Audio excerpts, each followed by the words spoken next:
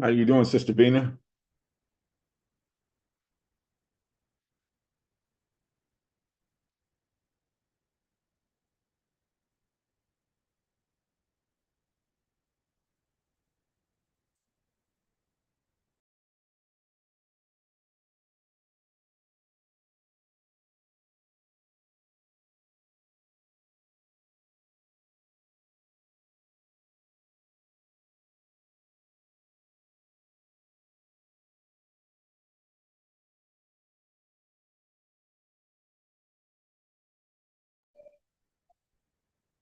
Okay, Adam, even before we get started, we got about a minute. I'm going to go ahead and make you a co-host so you can upload. Okay.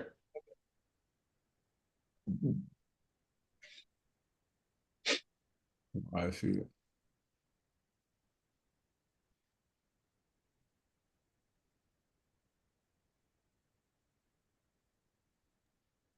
Hello. Assalamu alaikum, Sister Manira. How are you?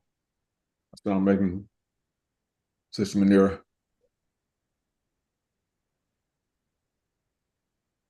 Host. Walaikum assalam. I'm sorry, I was muted. Alhamdulillah, doing well. That's Pray That, that good. it's everyone good. else is also. Yes, wonderful to hear your voice. Thank you so much. Good to be heard. Alhamdulillah. Sis- No. Hello, all. It's Vina. Hey, Bina. Vina, how are How you doing, you? Sister Bina? I'm very, very good. How are you guys? Oh, We doing are good. doing well. I'm Doing glad. well. I'm glad. How's Austin treating you? Austin's nice. Austin's really nice in the springtime. Mm-hmm. It's very, very nice. I'm Yeah, enjoying it for sure. I'm trying to, still kind of, even a year in, I'm still getting acclimated, but it's a nice city. It really is. good. How's Very Dallas? good. How's Dallas? Is it the same as I left it? Dallas hasn't changed much since you left. I see. Which kind of sad, but it is what it is. Oh. I'm always making my way back there. There has been many a day when we have sat in total nostalgia and just being like, why did we ever leave? Because we really had a good thing going on there. We were Hmm. in a good spot. That Lover's Lane area is so nice. Yeah, it is. It is. It's bustling. It's a lot of stuff going on. Hmm. So it's just the direction, politics, and all Oh, that yeah. stuff of Dallas is Oh, just I forgot. You remind me. I it's forgot such about that. it's such a lost opportunity. Um, I don't know. Now that you bring all that up. I know, I know. It's just you have this opportunity here to do these wonderful, progressive, Ah, fantastic things, and they just are stuck in the mud. wow. But you're already off to a good start. You're looking on the positive side that I almost missed that. And there you are. You're already there. All right, so it is four after, and Adam, I'm going to ask you to do double duty tonight and open us up with the dua,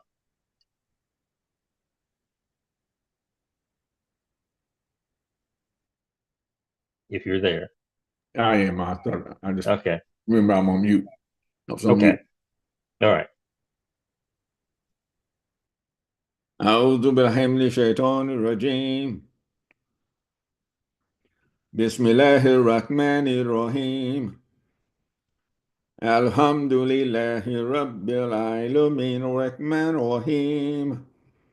مالك يوم الدين. إياك نعبد وإياك نستعين. اهدنا الصراط المستقيم. صراط الذين أنعمت عليهم غير المغضوب عليهم ولا الضالين آمين. I mean, Mm. welcome everyone. So tonight we're going to view what I think are some very empowering videos, and we're going to talk about what we hear and see and all that good To the stuff. sons and daughters. And what I would like, obviously, I think most everybody on here knows how to use Zoom and raise your hand if you have a question, or need clarification on something. Let's do that. And I don't mind, Adam, tell me if you have any issues with this. I don't mind if you raise your hand during a part of the video. You don't have to wait until the video is done. But if you have a question about something, or you need clarification, or you just want to make a point, it's okay with me that you raise your hand and interject whatever it is that you would like to say. So without further ado, Adam, unless you or Imam Talib have something that you want to add, let's get started. Right, let's start it. This is well, it'll be self-explanatory. I'm hoping you can see the video right now. I'm gonna start it and you should be able to hear it. Of the motherland, I do not write to you tonight from behind golden walls or air-conditioned offices. I write to you as your brother, as one of you, a soldier who has walked through the fire, a man who has seen the game behind the curtain, a son of Africa who has bled in the sand and still found the strength to rise. This letter is not official. It is not stamped with the mark of the state. It is written in urgency, in truth, and in love. It is secret not because it must be hidden, but because too few are ready to hear it. But you must hear it before it is too late. I write to awaken you, because what you do not know is being used against you, because what you do not question is enslaving you, because if you do not rise now, you may have no ground left to stand on tomorrow. Africa is not poor. Africa is not weak. Africa is not broken. It is being broken deliberately, methodically, and with our own hands. Yes, I said it, with our own hands. We have let ourselves be sedated by imported dreams. We have mistaken convenience for freedom. We have confused foreign applause with success.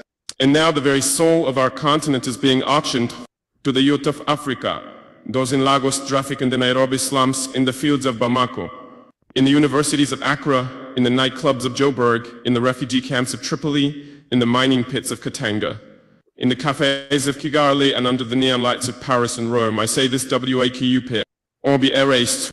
Number one, the theft of your future. My brothers and sisters all, my sons and daughters in the spirit of Africa, let us begin with a truth that should pierce the conscience of every young African who still dares to dream. Your future is being stolen piece by piece, deal by deal, lie by lie. Not by chance, not by accident, not by natural disaster, but by men in suits and uniforms, by policies dressed as progress, by deals signed in silence, by the kind of leadership that confuses servitude for strategy, and yes, by your own silence and surrender. You were told that independence was given to your fathers, but I ask you, if we are free, then why do our currencies still bow before the euro? Why do our resources feed foreign stock markets while our people feed on hope and prayer? Why do the brightest minds in Accra and Addis Ababa build roads in Dubai, launch tech startups in Berlin, and create art for galleries in New York, while back home the lights flicker, the taps run dry, and the schools are crumbling? You were promised opportunity, but what you got was illusion. You were promised democracy, but you inherited democracies that protect the rich, prosecute the truth tellers, and sell elections like merchandise. You were promised globalization, but it came wrapped in poverty, dependency, and cultural erasure. You were told you would be the leaders of tomorrow, but that tomorrow never came. It is always tomorrow, and they are hoping you will grow too tired to keep asking when. My dear African youth, I must speak to you plainly. You are being groomed for obedience, not leadership. You are being shaped to serve, not to shape. You are being distracted by the noise of social media, while your destiny is being sold in silence. The oil beneath your soil has paid for the comfort of men who will never know your name. The lithium under your hills has powered smartphones in Tokyo and Teslas in California, but your schools still teach under trees and your hospitals still run without electricity. How long will we call this misfortune instead of what it truly is, a system? A system designed to keep you focused on football matches and fashion trends while your economy is auctioned off to foreign powers. A system that makes you chase visas and celebrity lifestyles while your ancestral lands are bought by billionaires.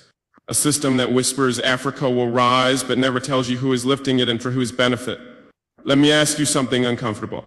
When a 5-year-old African man sells his vote for a bag of rice, when a 3-year-old woman trades her future for time and influences approval, when a 20-year-old student stops questioning the lies in his textbook, what future are we really fighting for? Because the theft of your future doesn't always come with guns and helicopters. Sometimes it comes with hashtags and scholarships. Sometimes it comes with silence, and silence, my dear ones, is complicity. You were born with genius in your bones and fire in your chest, but they are hoping you will waste it on TikTok trends and tribal fights. They are betting you will spend more time defending politicians than defending your people. They are watching and they are laughing because they think Africa will always sleep. But I am writing to you now to say they are wrong. You are not the future, you are the present. You are not weak, you are wounded, so you are not lost, you are lied to. And if you rise with clarity, with courage, with unity, you will become the generation that ends this long night. But first you must admit the truth. Your future is not secure. It is not guaranteed. And if you do not... I see Sister Vina has her hand up. Sister Vina. Vina, you want to make a comment? Yeah. Okay, yes.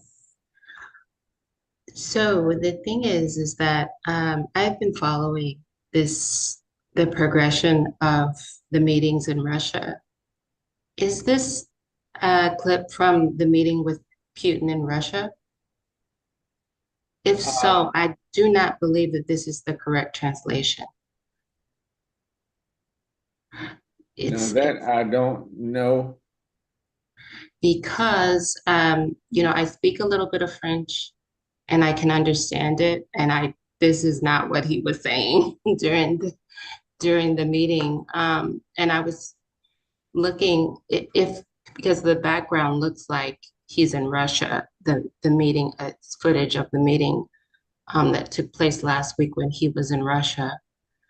And I was searching, looking to find, there's several news channels that I started following since all of this has, taken place in Burkina Faso. And I was looking to see if there is a video footage with the correct translation that I could drop in the chat.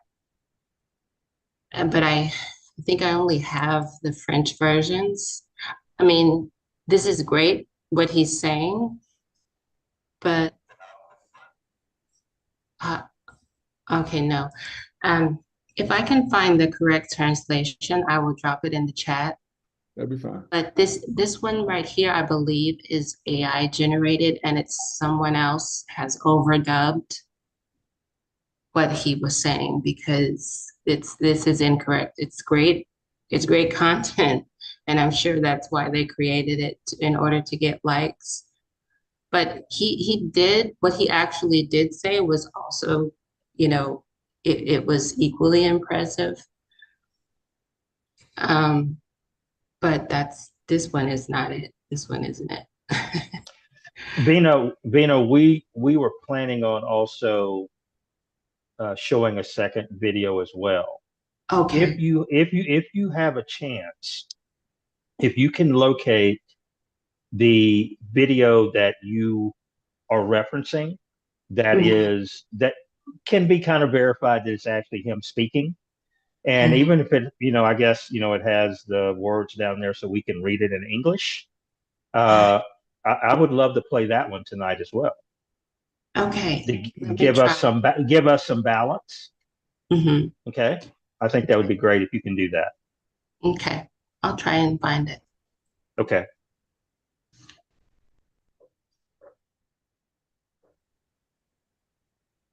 All right, Adam, I think we're okay to go back. Okay. Continue on. Not guarded with your voice, your mind, and your hands, it will be taken. It is already being taken. You must stop waiting for someone to come save you. No one is coming. You are the one. Number 2, the war you don't see. My dear sons and daughters of Africa, some wars are fought with guns and tanks. You hear them, you see the smoke, the damage is visible, the pain immediate. But there is another kind of war. A war you don't see. A war that doesn't use bullets but contracts. That doesn't bomb cities but bankrupts countries. That doesn't send troops, it sends consultants. It is the war you are living through right now. And this war, my beloved youth, is more dangerous than the ones we fought with rifles in the bush. Because this one wears a smile, it speaks your language, it comes with foreign aid and free seminars, it offers scholarships and development partnerships. But behind the briefcases and boardroom handshakes is an enemy just as brutal as the colonial soldier with a whip. Let me be even clearer. This war is for your mind, your soul, and your silence. They will not invade your land, they will invade your thinking. They will not shoot your leaders, they will turn them into polished agents wearing presidential sashes. They will not burn your villages. They will wreck your silence with social media fame, with imported theology, with the system of education that teaches you how to serve, not how to think. Look at how they fight this war. They give loans with one hand and take back resources with the other. They build schools but write your history for you, edited, diluted, weaponized.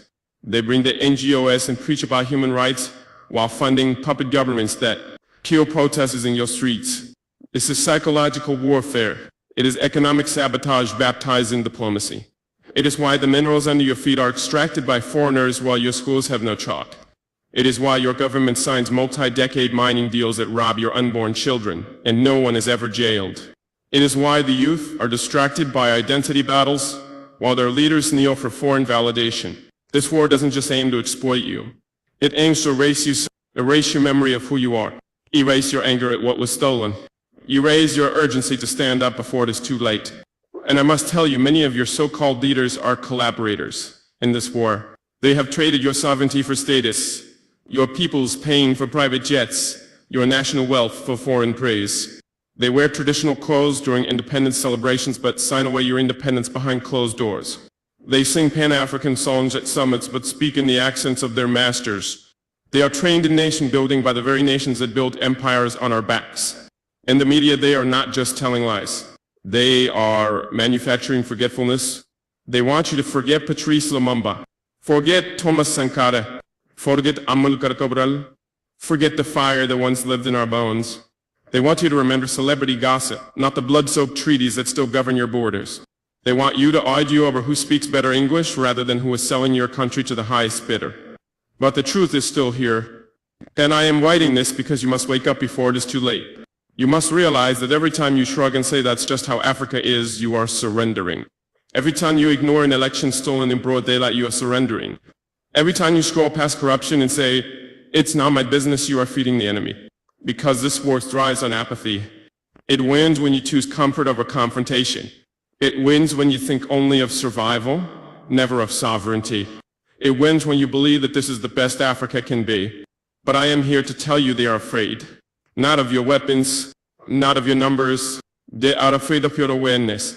Because once you see the war, you cannot unsee it. Once you name the enemy, you cannot unknow it. And once you decide to fight back, not with violence, but with clarity, unity, and purpose, you become dangerous. The war you don't see is real, but so is your power. Do not waste it. Do not wait for permission. You were born in the fire.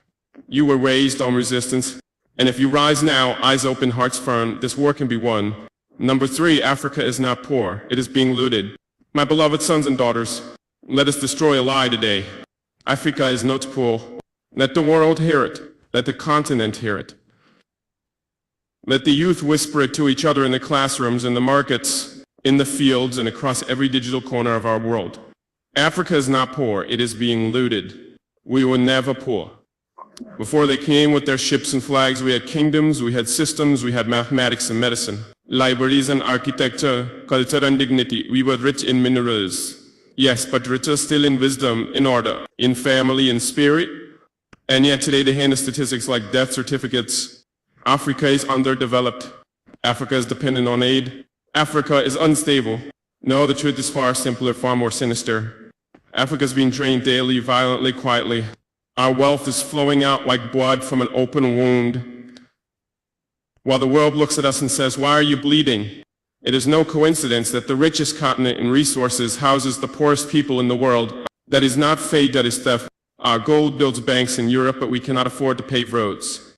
Our oil fuels foreign cities while our people cook with firewood. Our diamonds dazzle fingers in distant lands, but we can't afford textbooks for our children. Our cobalt powers their electric cars while our miners die without safety gear. Our land grows food for export while our children go to bed hungry. They do not give us aid. They return to us a fraction of what they steal and they want applause for it. And that is why they fear you awakening. Because if the youth of Africa ever said no more, if we ever united our voices, our strategies, our visions, the looting would stop, and the empire built on our backs would begin to tremble. So do not ask, how can I help the poor continent? Ask, who is stealing from us and how do we stop them? Do not aspire to flee to their lands. Aspire to build a continent so strong, so just, and so sovereign that no African must ever flee again. Africa does not need charity. Africa needs justice. And that justice must begin with you, the youth, refusing to be complicit, refusing to be silent, refusing to inherit chains wrapped in modern packaging. Stand at the speak, study the systems, question everything.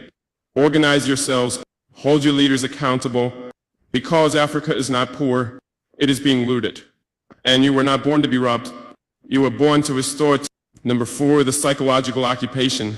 My dear young Africans, we have spoken of stolen resources and invisible wars, of manipulated economies and bleeding lands. But there is a war far more dangerous than what bullets can bring, a colonization more subtle than any flag planted in the ta. It is the colonization of the African mind, the psychological occupation, the erasure of self-worth.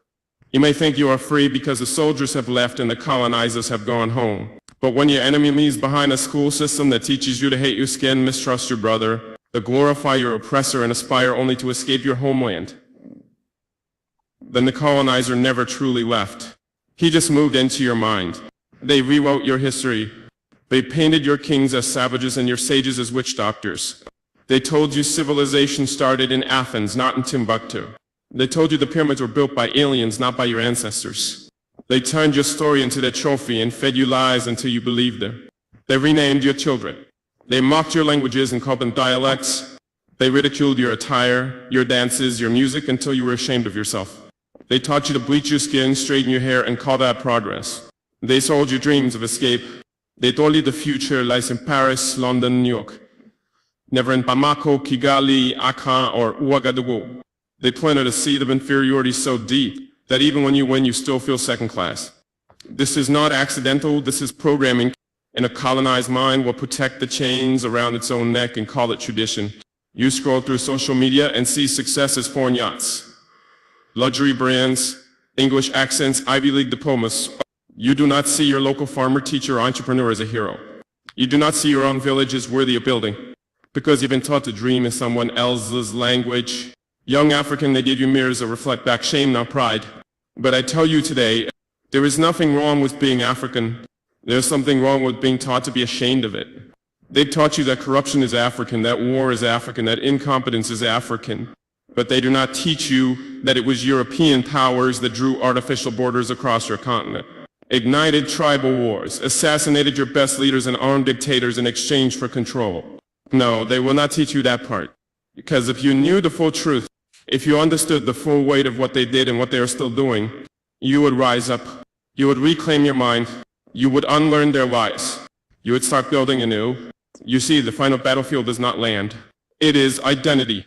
And that is where the war is raging the most, in your subconscious, in your values, in your dreams.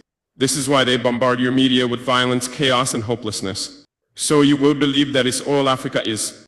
This is why African excellence is never celebrated in their textbooks or news cycles. So you will believe you are cursed to always be behind. But you are not behind. You are being held back by a mental cage. And here is the most painful truth. A cage you do not see is a cage you will never try to escape. So my beloved youth, I ask you, what are you consuming? Who is telling you who you are?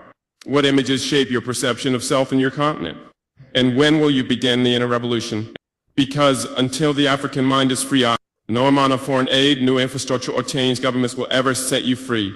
Freedom must begin in the mirror. We must restore our pride. We must rewrite our story. We must build an education system that teaches truth, not colonial echoes. We must celebrate our languages, our art, our indigenous knowledge. We must raise children who do not dream of fleeing, but dream of staying and transforming. The youth are the mirrors through which the soul of a continent reflects. So I ask you, what reflection are you showing the world? Is it a reflection of borrowed culture, borrowed goals, borrowed voice? Or is it a reflection of ancient wisdom reborn in modern strength? Decolonize your mind, or others will weaponize it against you. Number lima, what must be done now? My dear sons and daughters of this ancient, powerful continent, you now understand the war. You've seen the stolen wealth. You've felt the manipulation. You've looked in the mirror and seen the scars of a colonized mind. But knowledge alone is not liberation. Awareness without action is surrender in disguise. So let me speak now not just to your pain, but to your potential. Let me speak not just of what has been stolen, but of what must now be rebuilt. This is the hour of the great reversal, and I speak these words as a brother, not a ruler. As a man who bleeds the same African dust, who weeps the same tears, and who believes in the unstoppable power that lies dormant in you. Von reclaim your education. Our education systems are still colonial in spirit. We teach our children to memorize the glories of other empires, Rome, Britain, France, and call it world history. But we do not teach them about the universities of Sankor, the Zulu resistance, the brilliance of Queen Nzinga, or the strategy of Sundiata Keita. This must end. We must Africanize our curriculum, not to isolate ourselves, but to ground our youth in truth, to teach them they are heirs, not beggars, that their ancestors were architects, astronomers, warriors, and poets, not the caricatures they've been shown. To start locally, build community libraries, host storytelling nights with your elders, record the oral histories before they vanish, bring back to villages the first classroom. 2. Organize economically. Stop waiting for permission. Start small, buy from each other, promote African-made goods, fund businesses that employ your brothers and sisters. If 1 million youth each contributed $1 to a Pan-African cooperative, that is $1 million to build your own tech incubator, your own clothing brand, your own agricultural revolution. Use your phone not just to scroll, but to sell, connect, educate, and organize. The same internet used to spread confusion can be used to build empires. Don't just apply for jobs, create them. Don't just consume products, manufacture them. We must graduate from survival to sovereignty. 3. Unite across borders. The artificial lines drawn by colonial rulers mean nothing. You were not born Burkinab, Nigerian, or Kenyan. You were born African, your roots braided in the same soil, your future bound by the same sun. We must stop fighting each other over names the colonizer gave us. We must stop echoing the tribalism they fed us like poison. You must know that a youth in Ghana is your brother, that a woman in Somalia is your sister, that an injustice in Sudan is an injustice in Senegal. Let no flag come before your humanity. Pan-Africanism is not a slogan, it is a survival strategy. Use technology to break the borders. Build networks across countries. Mobilize for a shared vision. Stand for each other. Rise together. 4. Hold your leaders accountable. Do not romanticize revolutionaries. Test them, question them. Even me, do not mistake resistance to the West for love of the people. True leadership is humble, transparent, compassionate. It listens, it serves, it sacrifices. If your leader builds palaces while your schools collapse, that is not a liberator, that is a looter with a different passport. Demand better, vote wisely, refuse to be used. Resist both foreign puppets and domestic predators. You are not too young to change your country. You are too important to wait any longer. 5. Heal spiritually and emotionally. The trauma of slavery, the betrayal of colonialism, the disappointment of post-independence, corruption, these have left us deeply wounded. But we must heal, not through denial, not through bitterness, but through truth-telling, through community, through art, through faith. Let us weep where we must, but let us rise after. A healed generation cannot be manipulated. A united generation cannot be broken. A fearless generation cannot be erased. My beloved African youth, what must be done now is clear. You must wake up. You must link Artemis. You must start where you are with what you have. Do not wait for foreign saviors. Do not wait for miracles. Become the answer you were praying for. And as your elder, your brother, your fellow dreamer for this continent, I will walk beside you. I will protect your voices. I will fight for your right to rise. But the future is no longer in the hands of presidents or parliaments alone. It is in your hands now. What will you do with it? The final warning to my sons, my daughters, my reason for sleepless nights, and my fire for each new dawn. I now speak to you not only with the love of a father and the duty of a soldier, but with the weight of time pressing upon my soul. This final part of my message is not a prophecy. It is not even a threat. It is simply the truth. A truth written in the blood of history, carved into the silence of forgotten graves, and whispered to the screams of a continent still gasping for breath. Let me now tell you plainly, if you do not rise now, you may not rise at all. Because, dear child of Africa, there is a clock ticking, not one that hangs on your wall, but one that tolls for your freedom, your language, your soil, your very identity. One you are being rewritten. Every minute you delay, someone else writes your story. They label your resistance as terrorism. They call your cries for justice radicalism. They erase your heroes from textbooks. They replace your name with numbers. And they program you to forget that you were once royalty. They are not waiting to conquer you again with chains. They are conquering your mind with distraction, with false glory, with illusions of inclusion, with technologies designed not to connect you but to consume you.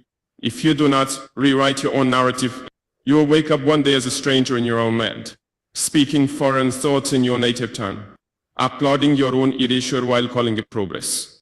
This is not fiction, this is not fear-mongering. This is the final chapter they are writing, and they are almost done. 2, the systems are closing in. Global systems, economic, military, digital, are being designed without you in the room. You will soon find yourself in a world where your data is owned by outsiders, your economy dictated by foreigners, your health monitored by systems that never heard your story, your resources traded without your consent. Do not let the smiling faces fool you. Beneath their diplomacy is control. Beneath their development projects are pipelines that steal. Beneath their loans are chains with digital locks. If you think independence was achieved in 1960, you have been lied to. Independence delayed is dependency in disguise. And Africa is still being coded into irrelevance unless you hack the system from within. 3, your silence will be interpreted as surrender.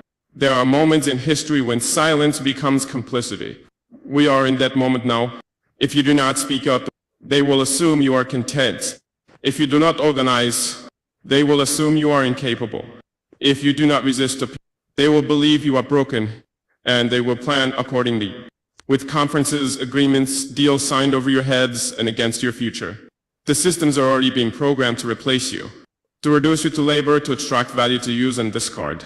You will not even be mourned, because your erasure will have been branded as modernization. 4, you must choose sleep or sovereignty. This is the final warning. There are only 2 futures before you. One where you are forever dependent, where your food, your medicines, your water, your passwords, your thoughts come up from systems you did not build and cannot control. You will own nothing and they will call it liberation. The other is painful at first, it demands sacrifice. But in that future you build your own table, you write your own history, you protect your own soil, you bury fear and raise dignity. That path is not easy, but it is the only one where your grandchildren will speak your name with pride, not pity. So I ask you with the urgency of a man who has seen behind the curtain, what will you choose? Another decade of sleep or 1 year sacrifice that changes the next 100? Another round of slogans or the silent work of building block by block until your villages stand tall? Another trending hashtag or the quiet resistance of reading, organizing, unlearning, and awakening? The world will not wait for you. The wolves will not wait for your armor to be ready. The systems will not pause while you decide who you are. Africa is not just at a crossroads, it is at a cliff. 1 step forward with clarity and we fly. 1 more step asleep and we fall into permanent exile from ourselves. This is the final warning, but it is also the final invitation. To reclaim, to rebuild, to rise. You were never meant to be erased. You were meant to engrave your names into the mountains, to echo your wisdom through time, to light the path for the world with your fire. So rise, children of Sankara. Rise, warriors of truth. Rise, future builders of the most glorious Africa the world has ever seen. Rise now.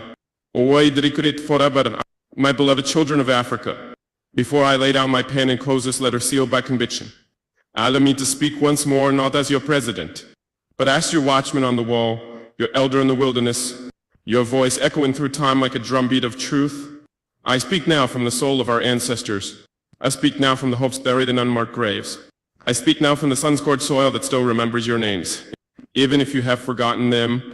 To every youth reading these words with burning eyes, to every child born into silence yet destined to roar, to every mother nursing the revolution in her womb, and to every father breaking his back, so the next generation might stand.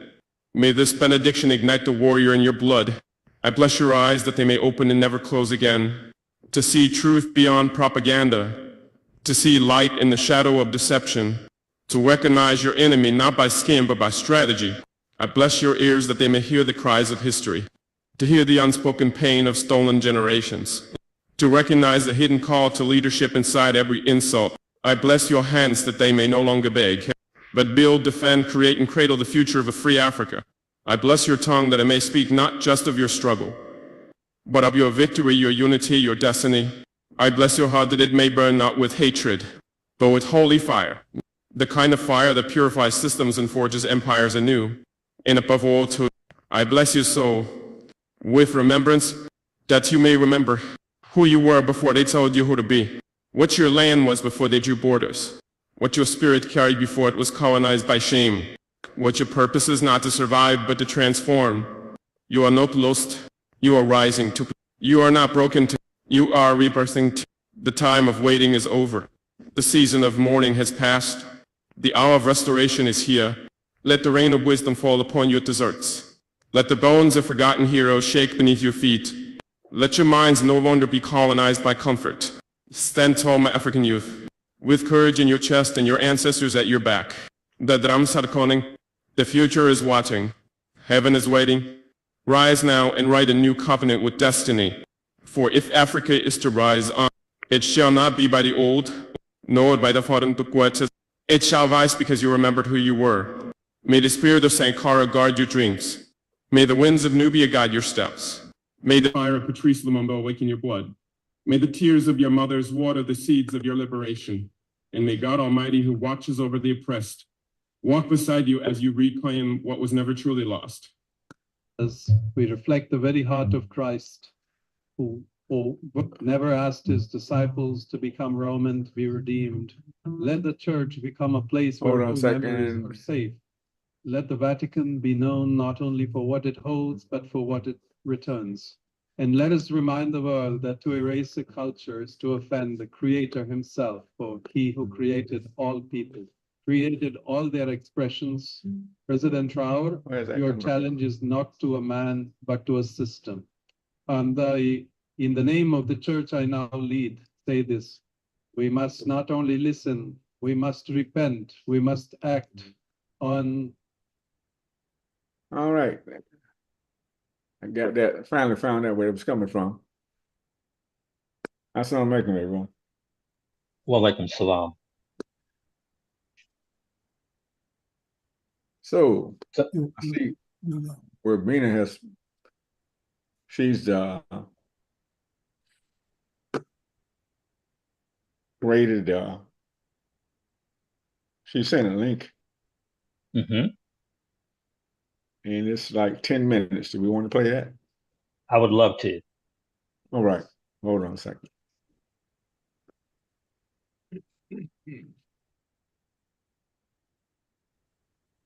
No, you need ask. We need to she sent 2 links. And Okay. I don't know which one.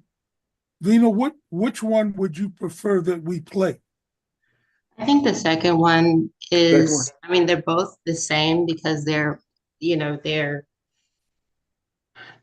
as far as translations Уважаемый go, господин they're word президент, for word.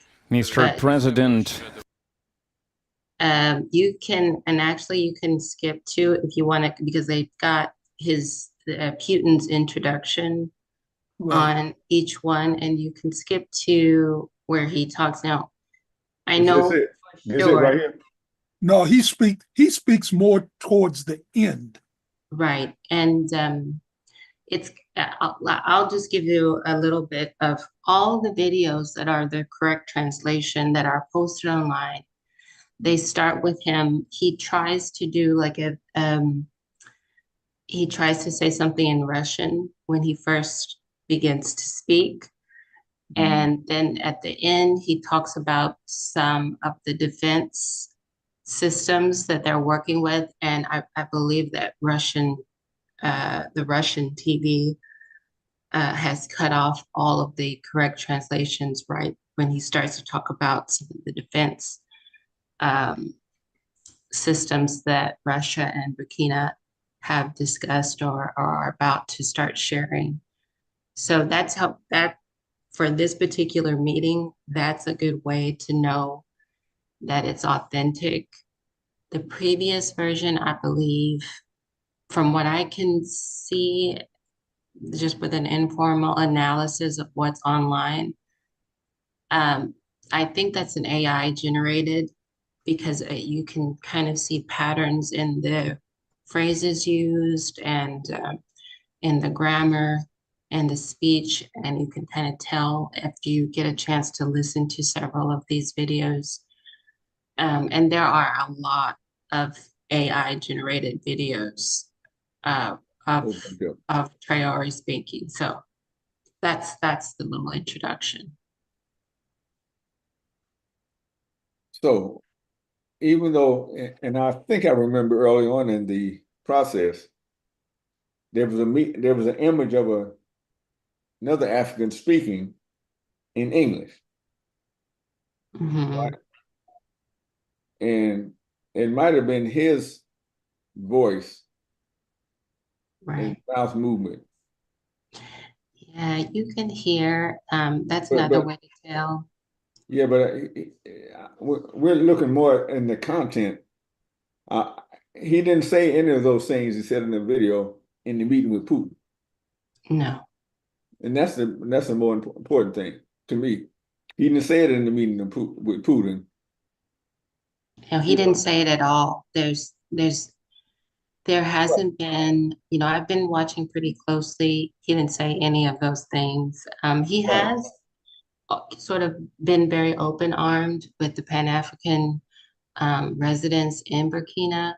Yeah, And there was a meeting about 3 months ago where some Pan-Africanists from the US traveled to Burkina, and he, gave them an audience. And, I say gave them an audience, but he's took some time to meet with them, and he's always been, and he did shift, I would say about a month ago.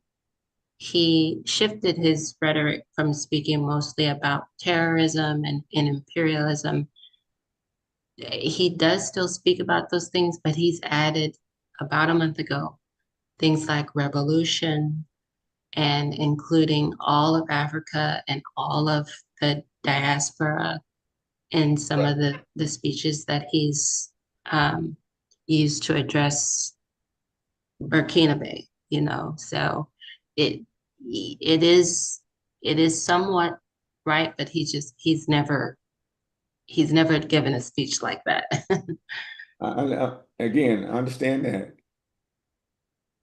but it probably is AI generated. What really brought it home? Have anybody seen that baby on YouTube that's supposed to be Allen Iverson? Yeah, you seen it? I have not seen that. I've missed that. Let me see Sorry if I to say. can right quick. Yeah, I've seen You several. seen that? I've seen a baby, Talking Dave, about practice. Dave Chappelle.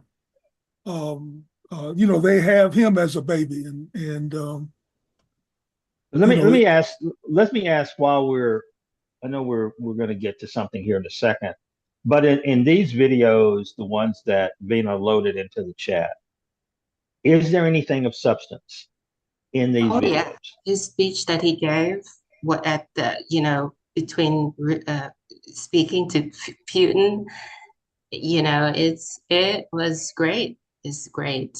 It is refreshing because he's never had a person, there's never been a person that he really is the definition of speaking truth to power.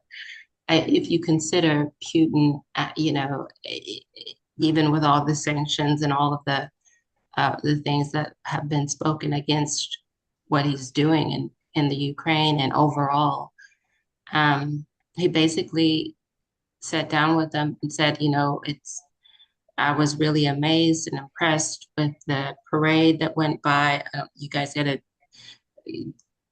see some footage of the parades that went by. It was last week or 2 weeks ago. Basically, the setting, the context is that Putin invited about 29 countries, the leaders from 29 countries, to commemorate World War II veterans. And if you guys have been following, one of the arguments that Putin puts forth quite a bit lately to justify his stance is that the US is trying to rewrite history and My saying people. that that Russia was never really played a role in World War II. And he says that it was Russia that really helped for the world to gain independence from Nazism. So he had this huge giant parade. North Korea was there, several countries, 29 of them, each marched their armies across. It was this huge fanfare. He had a dinner with these 29 countries, and he met individually with each one of them. And this is the footage of the meeting between him and Putin. So I would love to see his part of it where he spoke of that particular meeting with Putin. And my fear, First of all, at the beginning of my fear is like the old 1960s folk song. Meet the new boss, same as the old boss. I see. Yeah. Well, if you substitute Russia for France, and you're dependent on Russia because you're no longer dependent on France, I don't know how much has changed, but I would like to hear his words. Well, the main thing is that he asks right away, straight off, and this is what everyone's talking about, is that he says, we don't need your aid anymore. What we need is the transfer of knowledge. Okay. Because it's like he's starting to realize, and I'll let you guys see. Keep going back. Back this way? Yeah, to the left. I'm sorry. Keep right about, yeah, go back to right along in there where you are now.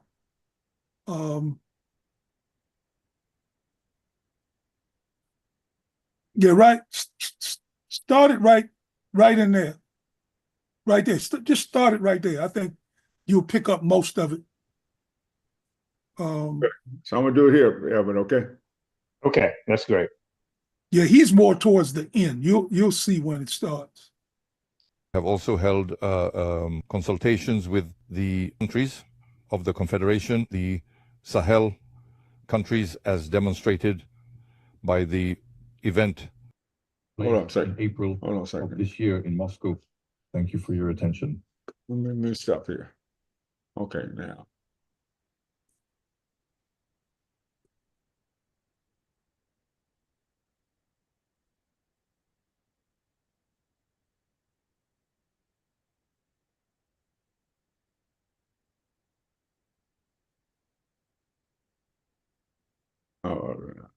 Comrade President.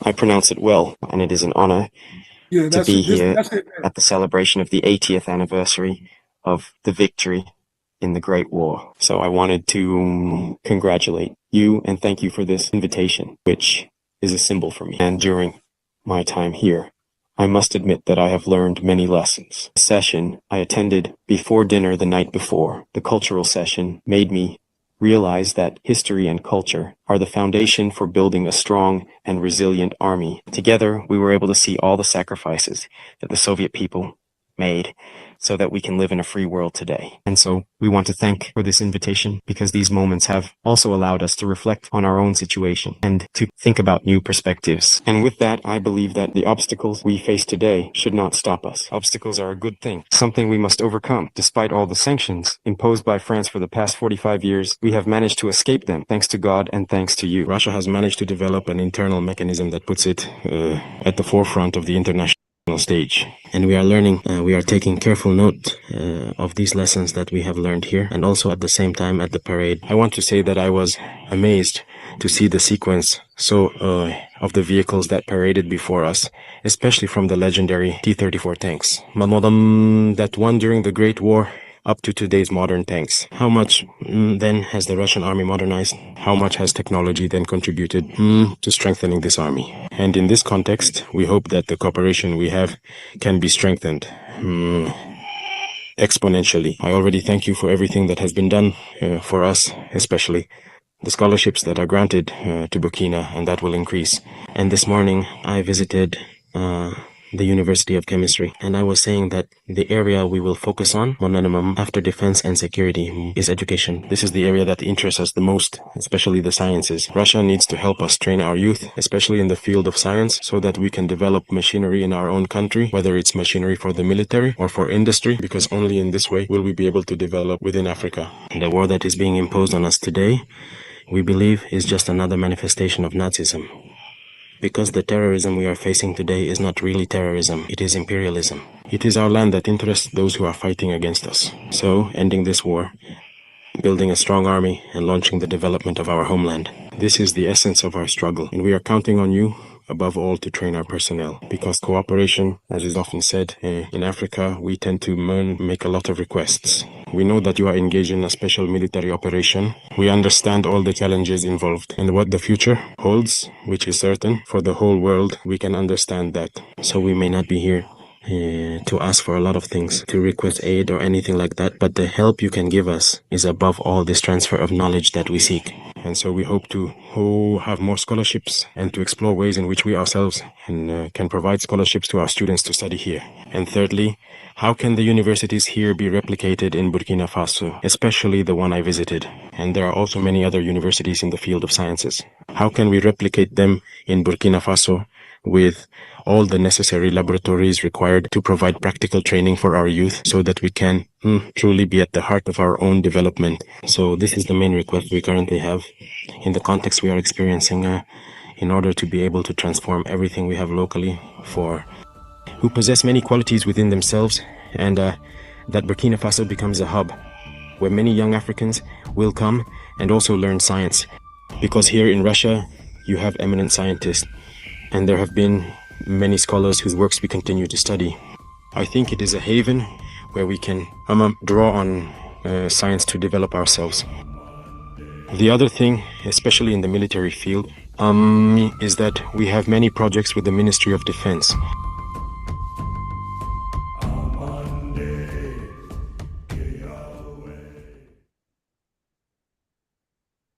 This is not the time for cowards who die times without number. Because if you are dead, your children and children will pay the price of our cowardice. So you must speak up. Well, I mean that. All right, so but you're trying to make a point. Well, my point, and the thing that I always fear, is the shift. And a lot of noise is made around the shift from Big Daddy's house in the West to Big Daddy's house in the East. Mm-hmm. We moved out of Big Daddy's house, we're moving into Big Daddy's house for everything. Mm-hmm. You're going to teach us, you're going to give us the equipment, you're going to indoctrinate us in your methodology for doing things. And I mean, obviously, if you're a society, a country that has been manipulated and lied to and resources taken from you, yeah, you're starting from behind. Right. So you do have to get help somewhere. Yep. You really and truly do. And how do you go about doing that without selling your soul becomes the question. I personally think that there is enough brain power in Africa, the African diaspora, not even including us who were born and raised in the United States, but the Africans who've gone abroad and become educated, who work in our institutions in London and Paris and Washington, D.C. and New York and Seattle and San Francisco and so on and so forth. Then if you throw us in, of American raised and educated people who are always dreaming of Africa set up an exchange program to bring our engineers and bring our teachers and all that stuff, who I'm thinking a lot of them would willingly go on a 2 to 5 year contract to work to re-energize that country and many more countries. Arrange housing for them, decent pay. You don't think that this so-called intelligentsia, you're trying to get them to bring over to Africa? Mm-hmm. You don't think the Caucasian would come with them? Well, you don't think the Caucasian is living in their minds the way he's described? Of course. So are they hold on. Are they independent enough? No, they're not independent enough to do anything like that. Are they more independent minded, and would there be a greater possibility that they would understand the mission better than a Russian? I don't know if they have the capability. I see him being very careful and strategic in the types of things he's getting right now. I agree. I see him doing that, and he's trying to avoid doing that. I agree with that too. I'm not going to criticize his efforts because, then it ain't his fault that he's trying to come. You're suggesting he come to America to get people who are not saying anything about what they're doing in his country. You understand? That's a great point. They're not trying to change. They're not trying to change it right here in America. No, our media, the media that we bow down to and that we take in what they're saying, and that's most of us. There aren't a whole lot of us that listen to Africa Daily on a daily basis. I do, and other people do, but that's not most of us. Somehow, the message has to be shared. And I can indict people for not wanting to, not seeking information. We can indict a whole bunch of people for not seeking information, not seeking knowledge in certain areas. And I'll say that I know a whole bunch of people, and some of them are in my family, that have the capability of going there and helping, that don't even know this place exists at all. And there's a whole bunch of African Americans. I would bet 60 to 70% of African Americans in this country have never heard the name of that country. So yeah, you have a long way to go before you're able to do what I would like to see happen. But we can start doing what you want to see happening, Edward. Yes, that's what we have to do. That has nothing to do with today. I agree. So let the man do what he's trying to do today. Let me ask you, Adam. Let me ask you a question. He's not the only one that's doing something. True, but let me interject a question, Imam Talib, before you. I think I know where you're going.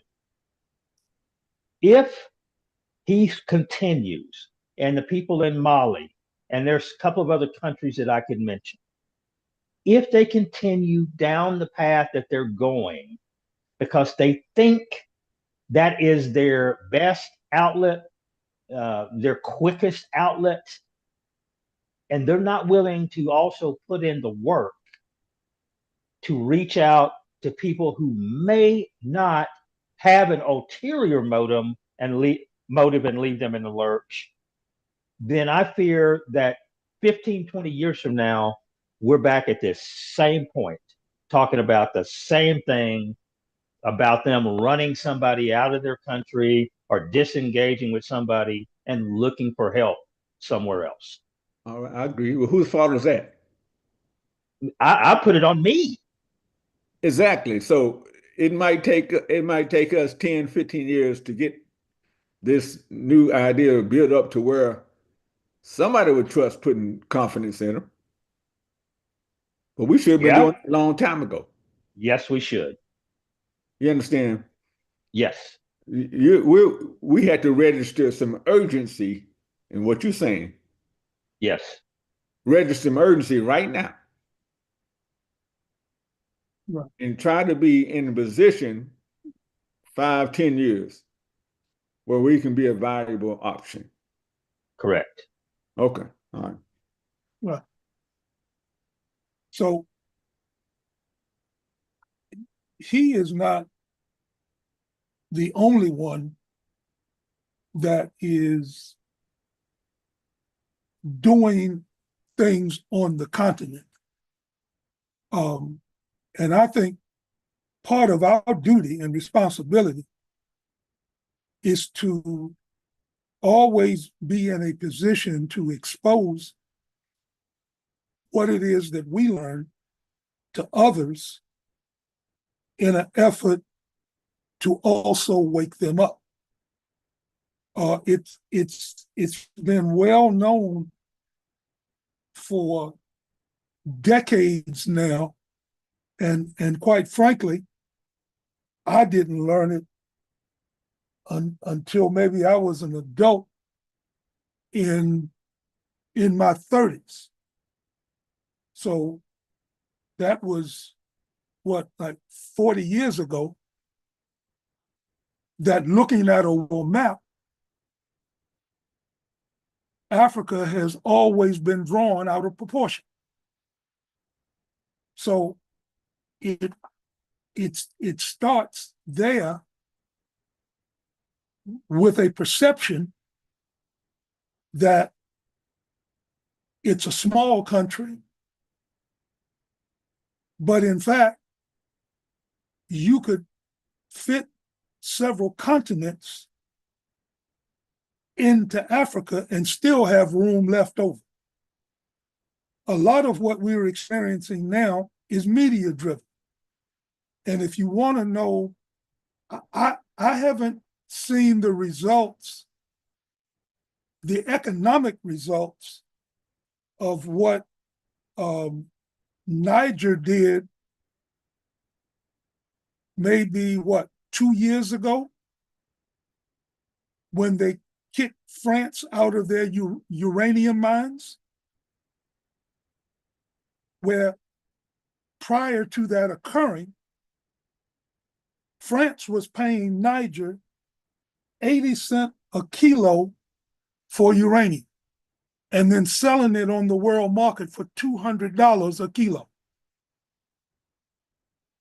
So Niger, from what I understand, in the last 2 years since that has occurred, Niger has gone from $1 billion in revenue that they accepted from France to $300 billion now that they've taken over.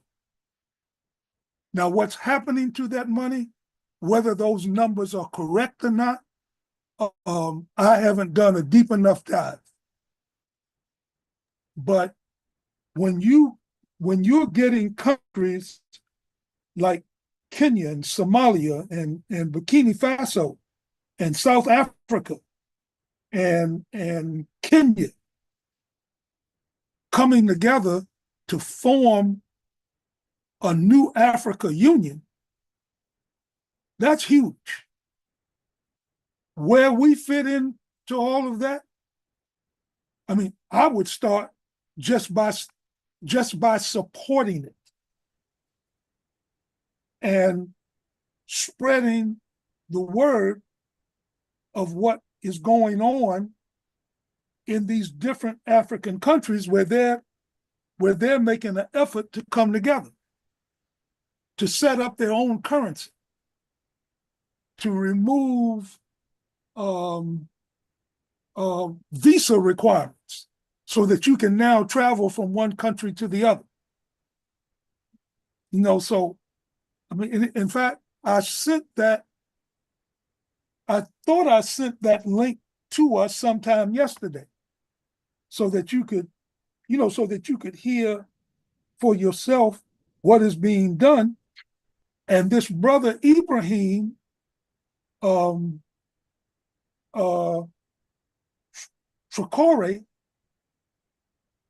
he's the chairman of this new African Union.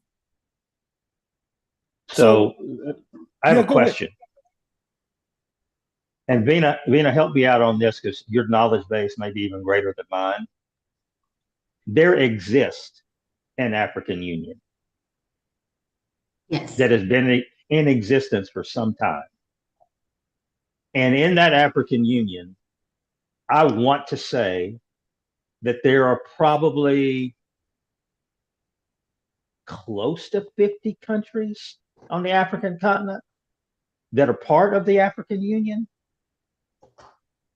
And I want to say that there are only, and again, my math may be off a little bit here.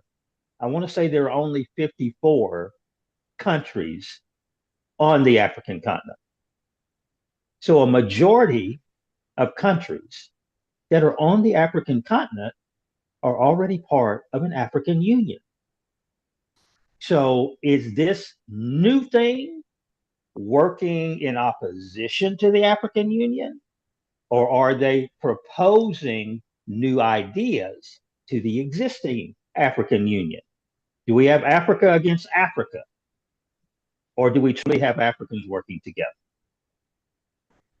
Yeah, I think the reason, okay, so the union that these three African states have formed, it's Niger, Mali, and Burkina Faso.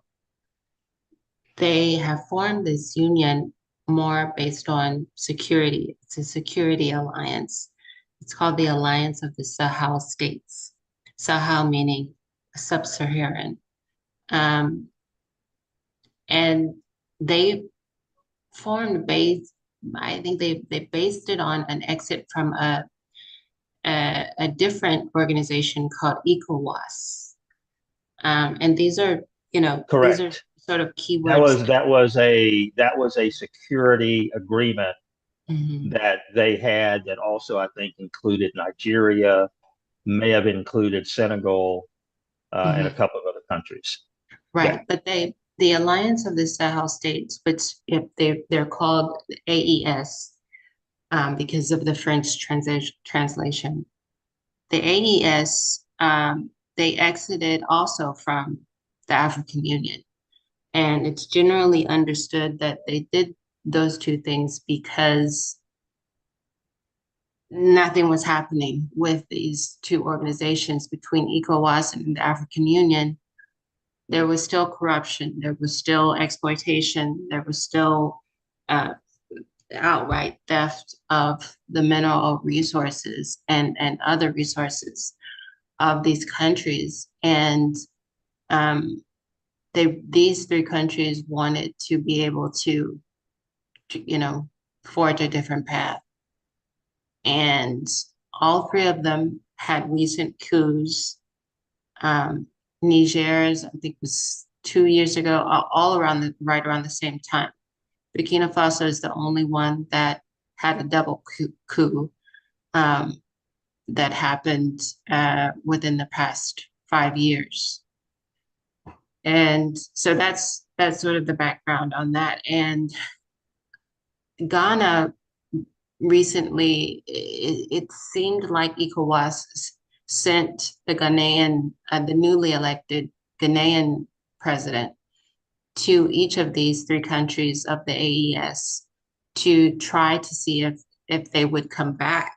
But they have made according to them, irrevocable split. But again, it's only a security alliance. It's only in terms of security. And these are along the lines of the rest of ECOWAS, you have treaties, you have agreements, you have contracts, security contracts with those who have been exploiting us. And that is why we cannot continue to work with you. If you are going to continue to engage those who are outright saying that Africa can never be on par with the rest of the world, that we can't continue to work with you. And so, yeah, there's been a couple of attempts to bring them back to ECOWAS, but they have said outright no on that. Okay, so I really, in his particular case, in Burkina Faso's case, I like the spirit in which he is moving. I actually like the ideas that are floating around in his head. My issue, and I'm very boring on this subject, I hate Russia. Absolutely hate Russia. And all three of those countries, Mali, Niger, Burkina Faso, are inclining toward Russia. And the Russians, to me, are cockroaches. All they do is get in and mess stuff up. Everywhere they go, they mess stuff up. And like the discussion we had earlier, no, there's not a lot that we, the African American diaspora, can do to help these countries right now. We're not together enough to halfway help ourselves in the United States. But to see them going down the road of being sucked in by the Russians, it hurts my heart. It hurts my heart. It's true. It is very much, you can see the communist playbook playing out. And you can see it across the 3 different countries. While Traore was in Russia, he also met up with the Venezuelan President Maduro. He was, when you see the footage, Maduro was extremely excited to see him because I don't know if you guys know that Traore had just days before he flew to Russia, he had been incognito because there was a 19th assassination attempt on his life. We don't know, no one, there hasn't been an official record of what actually took place, whether it was the true media tends to lead toward that he was poisoned or there was an attempt to poison him. So Maduro, when he met him, was saying that he was very, very happy to see him. They were laughing, joking. He's also had strong ties with Cuba. So you can see a certain playbook playing out along, the Che Guevara communist socialism type lines. But like I said, he has made kind of a, not maybe a 180 turn, but some degrees in that direction towards thinking more in terms of sovereignty, more in terms of revolution, more in terms of the diaspora. I would say probably from his perspective, it's hard to see where the lines really lie. And it's easy to become entangled, when your opportunities are limited. It seems like he has a very, very great United Nations influence, and that he's been trained in some ways through the United Nations. And then that would lend credence to the explanation of why he's sort of teamed up with Russia, is because this has been going on in the background for a while. But I don't get the impression that he is not unwilling to think independently. And to speak to your points about, he just today, he had met with a Pan-African group. Late last week, he created an institute, kind of like a think tank for Pan-Africanism. And, he's starting to, it seems like the things that you're talking about, Ed, word that he's just now starting to do them. He's just now starting to get a big picture view. As soon as he returned from Russia, one of the cities in Burkina was attacked, and they supposedly, allegedly killed 200 soldiers. And of course, by now, it's very well known across Africa that these terrorist, quote unquote, terrorist attempts are coming from the Ivory Coast, Cote d'Ivoire, and those terrorists are backed by France and through several different chains, the West. And so he does have that part down. I think lately he's been opening his mind up to a bigger picture that might include some of the things that you mentioned, Edward. But I think it was Adam that made the point that this may take a while because the lines are crisscrossed very, very tightly, and they've been that way for so many years. But yes, he definitely has nationalized the gold mines in Burkina. He's loosening up the visa requirements, just as Imam Talib has said. He's lowering some of the citizenship requirements for people from everywhere. But it's like as soon as he did that, the US put Burkina on the do not travel list. Right.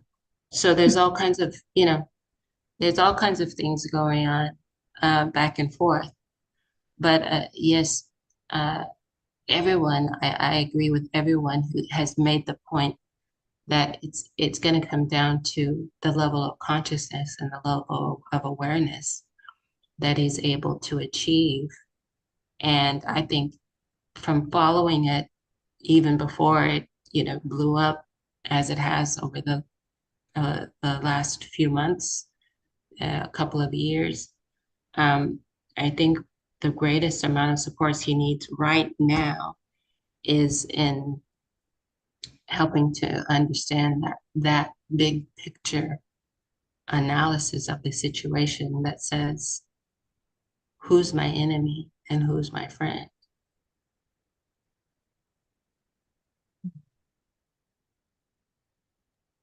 So in clarifying that for him, obviously Western politicians, and I'll just start with current occupants in Washington, D.C., they're not those people.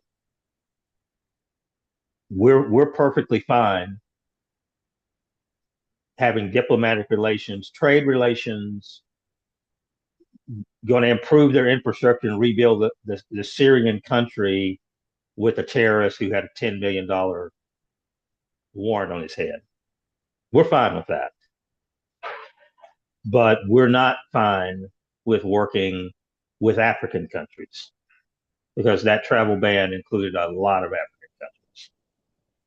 So it has to come from people in leadership positions and people like ourselves in the West to let them know that there is, it may be some time coming, but there is a lifeline with us. And not just Burkina Faso. Every country, sub-Saharan country in Africa should have that outlook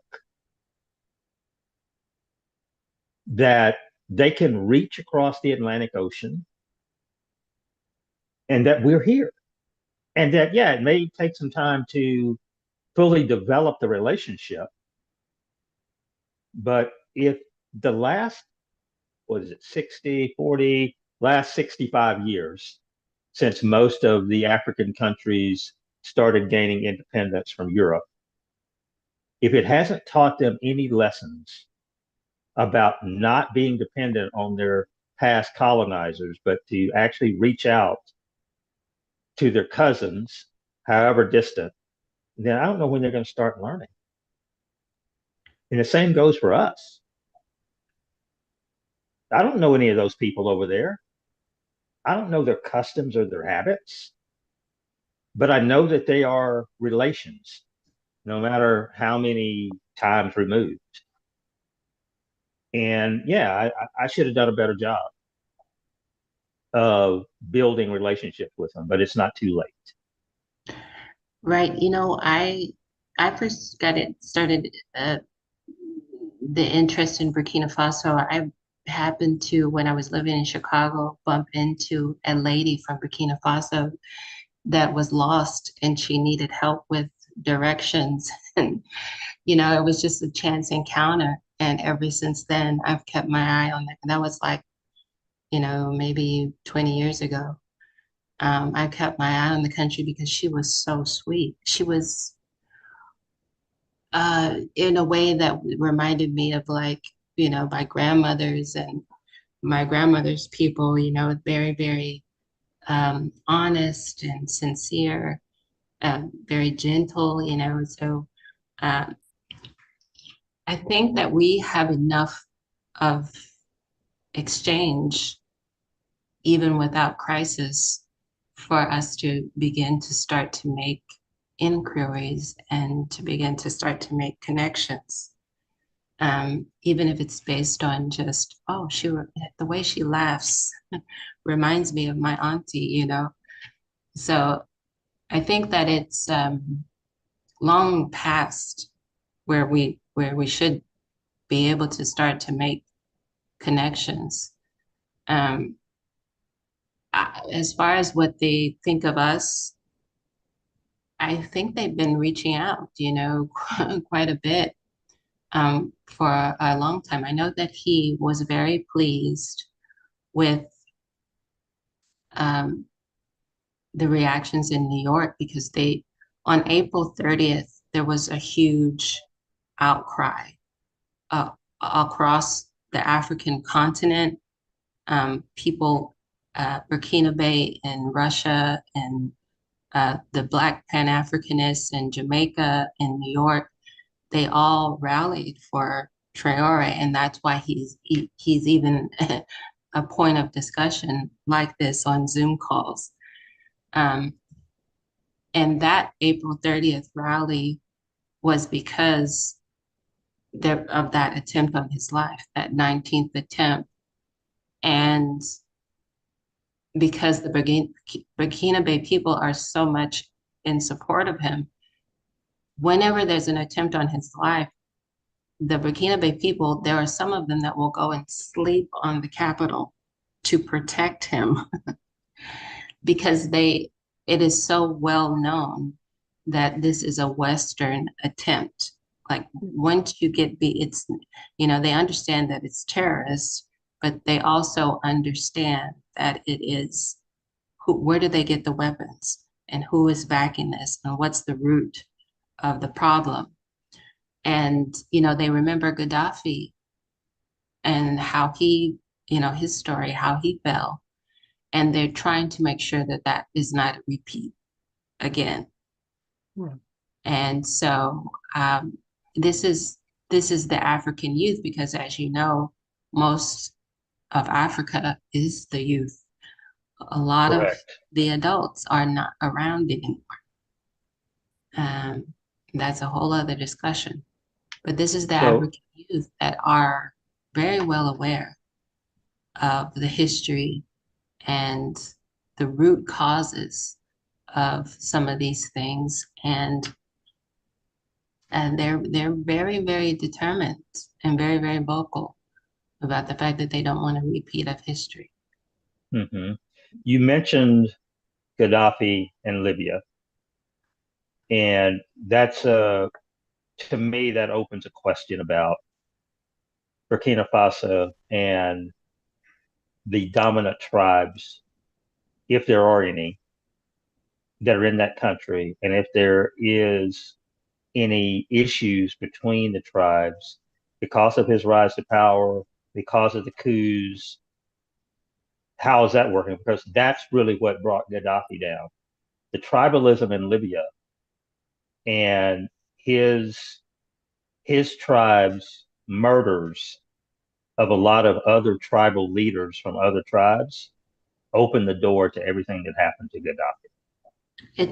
It's that same thing that's happening, but with the difference is awareness again, because all of these attempts on his life have come from within. But the difference, and when I say within, it's Burkina Faso people that are,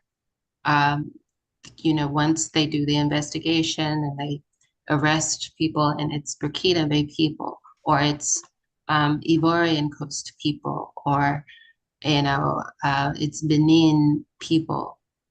But the difference is that it's the awareness, and this is, I think, another reason why Traore has so much appeal, is because as soon as it happens, he usually comes and makes a public announcement. Guys, look, this is our own people, but who's paying them? You need to be aware. You need to understand. They're going to put out messages. They're going to put out misinformation. They're trying to divide and conquer. This is what they do. This is how they have done it before. You cannot allow it to happen again. And he's said this repeatedly over and over and over again. And this is why they're so vigilant about that particular aspect of the strategy that is usually used. But so far, that's been the only tactic, and his, the only card that he's had been able to play is communication, and being very quick and upfront about the fact that these attempts on his life are a result of poverty, really, because it happens like this. There's somebody starving, somebody's family is not eating. Here comes someone with French backing or Algerian backing, or, whomever, imperialist backing, with the money, with the guns.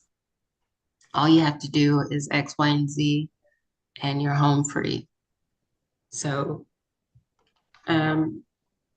if you follow along, I do get the sense that it's being managed, but I think as I say, this turn towards a more of a push towards sovereignty and independence in terms of like revolution, I think is going to open the door to more strategies against this internal strife, because he's very well aware of it, and his supporters are very well aware of it too. Mm-hmm. Well, I mean, at least he's going into it with his eyes open.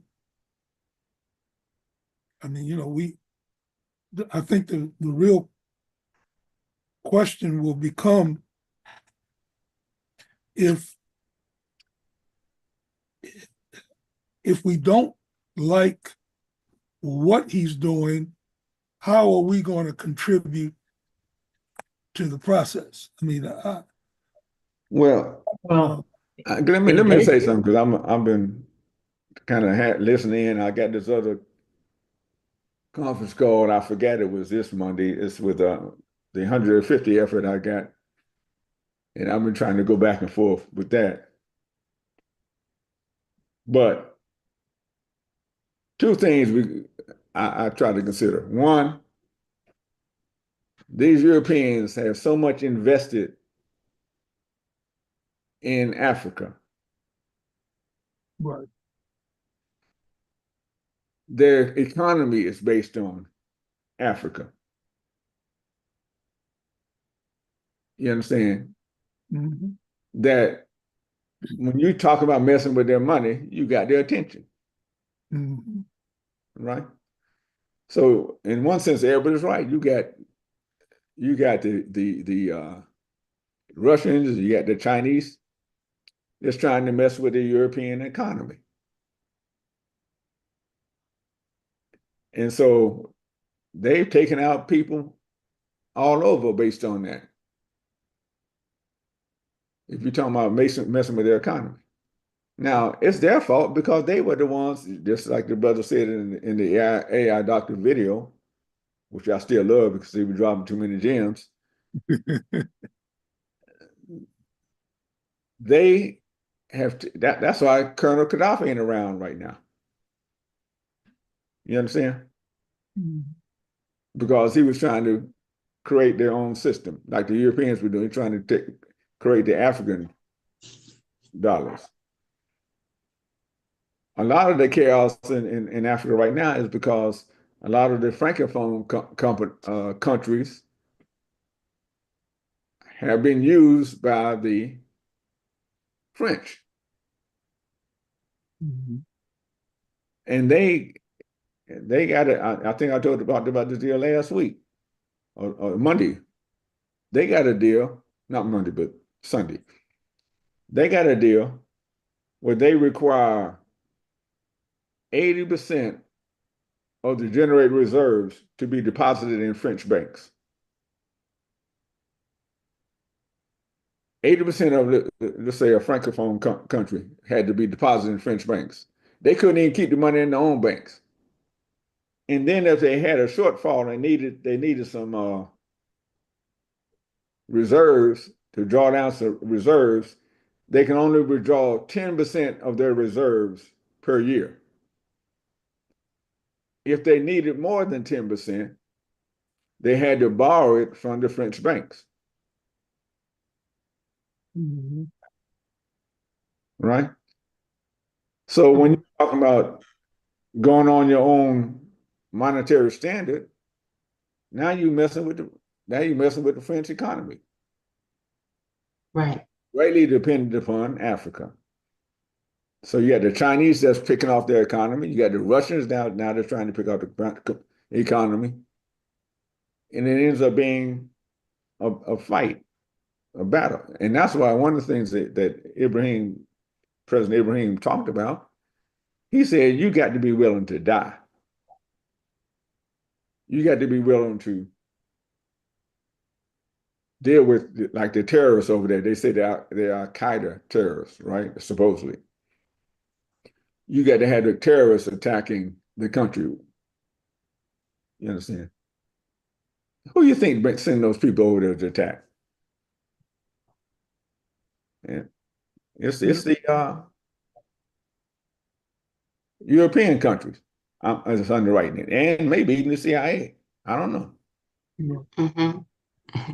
Maybe even the CIA. And so you see, as more popular that he gets and movements he make, they're gonna move. Right. Now, the thing is, who will line up with the brother protect? Because they come. Because you messing with their money.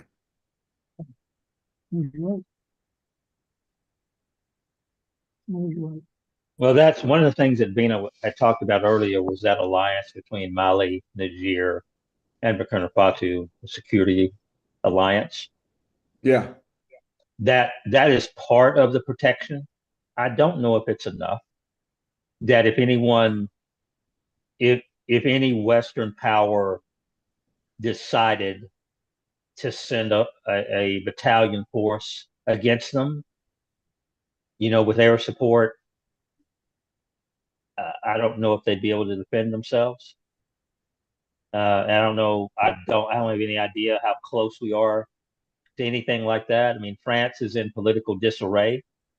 They have a hard time forming a government to make any kind of decisions right now. So I don't suspect, other than the stuff that we're talking about, which has France written all over it, all the assassination attempts on him, that is as French as it gets. They're not together enough as a country to come against him with full force. Well, they're hoping they don't have to because the eyes of the world. It's not like when it was in the Congo. You understand? Well, Going on. our connection, our ability to connect. Let's just isolate him. Our ability in the West to actually connect with them in a positive way would be another buffer. That would actually help him whether we are doing anything tangible at the moment other than having an open dialogue with him, exchange of ideas, plans for the future, those type things. That would be another buffer. That's more eyes and ears and communication flowing back and forth than France would ever want to see. Right. How do we do that? How do we enact that is a good question. It's already happening. It's already happening. It was suppressed in the media. So I don't think that many people are aware of how it was like a wildfire that swept over the African continent. Almost every country had a Traore, it wasn't really a protest. They were just coming out in support. And the main slogan was, "Don't touch him. Don't lay a finger on him." And again, it's based on the history. It's based on a lot of people were holding up signs of Gaddafi. A lot of people were holding up signs of all of these Sankara, all of these groups that have been assassinated by divisive means, puppeteers working in the background. So, but it was huge. It was huge, and it seemed like different from a lot of the massive things that pop off lately, where they are very, very orchestrated. It seemed extremely organic and authentic and just based on, the raw virality of people communicating and being very passionate about it. Because that's another thing is that this is a case in point. The AI video is very convincing and it has a lot of great buzzwords and a lot of persuasive dialogue that lines up with what most people, want to hear. And there's a lot of that on the internet right now. And so you have to be it's almost like you have to commit to following things and see how things change and progress over time to be able to get like any sort of discernment as to who is who and what is what. And I think that is another avenue of support. It's not just support, it needs to be discerning support because of this digital era that we're living in.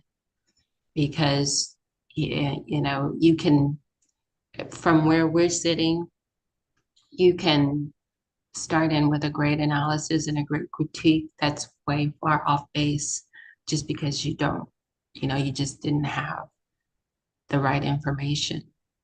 And I think it's just a matter of if there's anything that you see that right now seems like something small over in Africa, commit to it, commit to following it and follow it over time. And you'll start to see the cracks in this digital addenda and agenda that we're living in. A lot of the misinformation and flood of information comes from Chinese artificial intelligence. And some of it is just that it's just overmuch, it's too much, and it's in the wrong voice. And you end up having to wade through all of that to get to the actual authentic versions of things and the authentic truths of things. And I don't know if they're trying to help or what the actual agenda is with that, but that's something to watch, definitely. But I would say that if we are I would agree that if we are going to have a place, it needs to be a place of support and watching, but also discerning support, definitely. Because the digital age presents some things that we just haven't had to deal with before at all. Well, one thing I'll say about this and other videos that I've viewed, my takeaway from it, and this is from my own personal experience, I never knew or met the Honorable Elijah Muhammad. I was never a member of the Nation of Islam. But in reality, at 10 years of age, I started going on, I would tell you maybe at least twice a week, I would be in downtown Washington, D.C. And it never failed that whenever I was out downtown or anywhere over in Northeast D.C. where I was raised, there were always members of the Nation of Islam that were selling Muhammad Speaks. And I would always get one. Every week, I'd get a new issue. And it was, I give that newspaper credit, but I give it to the Honorable Elijah Muhammad for inspiring me to want to be an entrepreneur.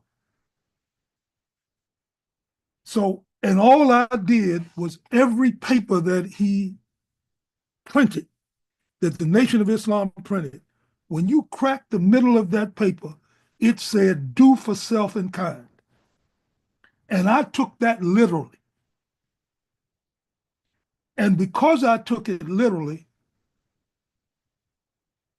I've been an entrepreneur for over 55 years. I'm 73 years old now. He influenced me. My hope is that what we hear on these videos, fake or not, that it's going to inspire people, that a seed is going to be planted. And we have no idea what it's going to lead to or who it's going to inspire to change their way. Because the more, and I can see it happening even with me, where now I'm, as Vina was saying, I'm looking into this more.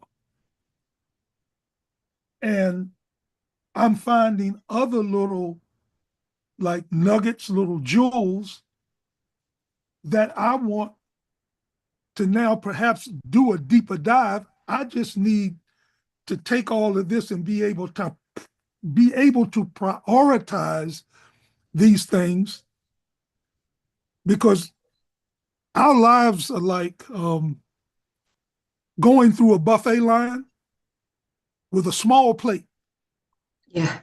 And every time you get to All right.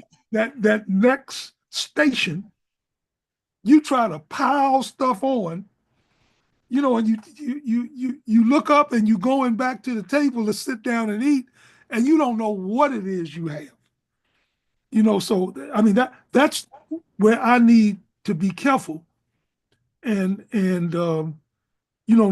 not fall too far down in the rabbit hole, and try to find a place for this new information to be able to sift through it and try to make some sense out of it, and then see where is it that I could possibly fit in to help this, to help this process.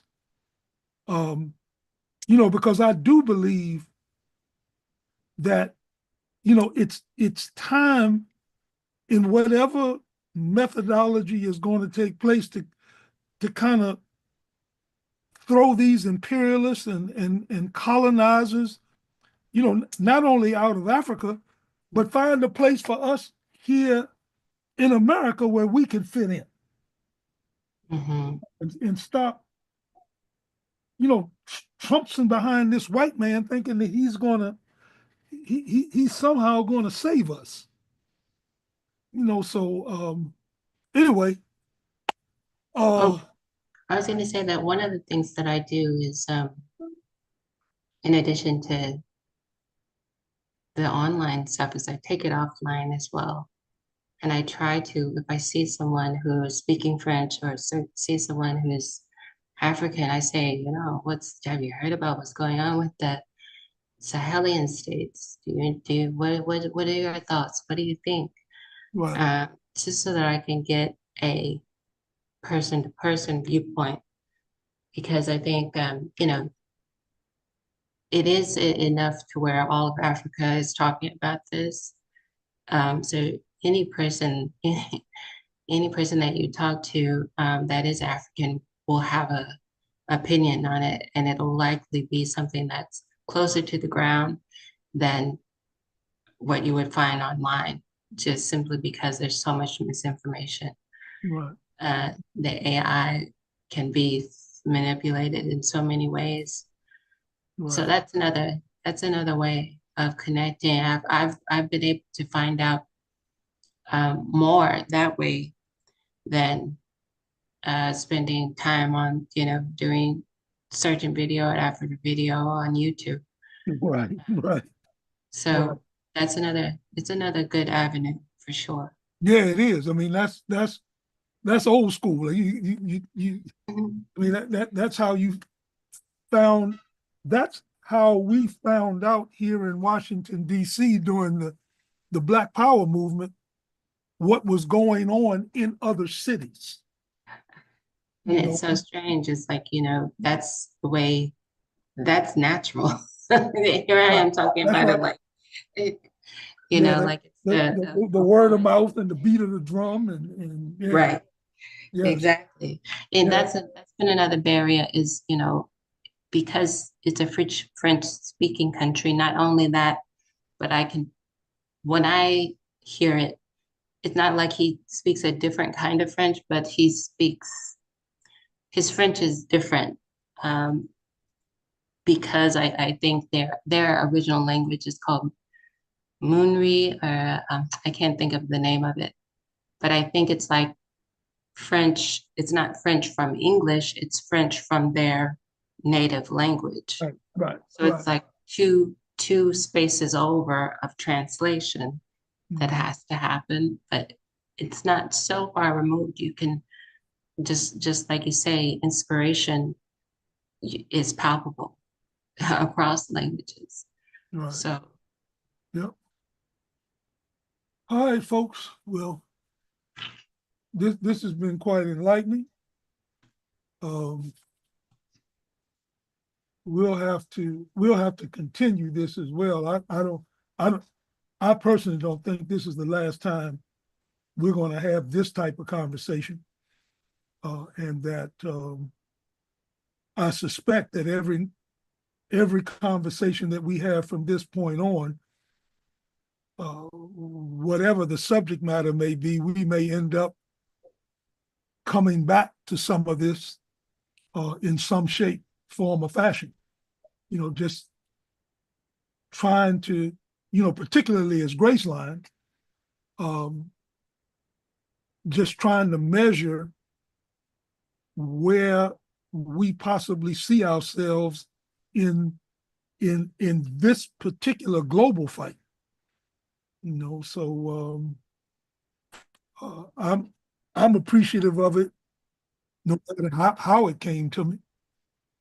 And now I'm getting hungry and I'm ready to eat. I will send some very, very trustworthy websites that I followed for a while that I think would, if you're interested, would be good to follow to give you like the real lowdown version of what is actually going on, what's actually happening, but translated well. And these should give you some insights, and I'll send those to Edward. Okay. All right. And he can share those with the rest of the group. And I guess now I'm gonna go to my my cable television and see what I can find on news that's coming out of Africa. Right. Yeah, definitely. Well, one of the things that you can do, I don't know if you're on any of the streaming services that have podcasts. There are some really excellent podcasts out of Africa that on a daily basis, they're talking to African leaders from different countries, but these countries they're very connected in that they're trying to do trade with each other, or they're having conflicts with each other, or they're trying to solve something. Right. And you can just go, there are dozens of them, and sift through them and find moderators that are consistently bringing important decision makers in and asking them tough questions. There are a bunch of them. Whether you're doing the Apple podcast or Spotify or wherever you're finding them, there's a lot of African voices out there. Okay. All right. So are you all going to continue, or are we going to? Adam, did you have anything else that you wanted to add this evening? And he may be back on his other his other meeting with the schools. So, Sister Manera, we did not hear much from you. I hope that that we talked about something tonight that you were enlightened in some way. Did you have anything that you wanted to add or any questions before we sign off?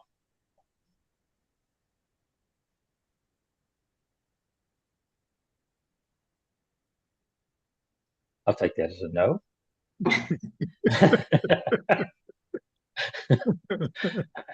Adam, did you have anything? You came back on for like 5 seconons. Now he's gone again. So Imam Tal, there he is. Adam, I'm sorry about it. I'm on. Yeah, you juggling. Yeah, we getting ready to close out. We trying to find out if you had. No, I'm good. Else. I'm good. Okay. Okay. Imam Tal, if you will close us out. Bismillahirrahmanirrahim. Rabbana hasnatan afil akilati hasnatan akina adabina. Oh Allah, give us good in this world, good in the after, and defend us from the torment of the fire. All right, folks. Good night, and thank you very much. This was quite enlightening. Good night. Have a good night. Enjoy the rest of your week. So, Vina, did you want to ask me a question? I've stopped the recording. So, if you could hang around for a little bit, I had a couple of questions about, or a short introduction about the oral history project that I'm working on with Trey. Mm-hmm.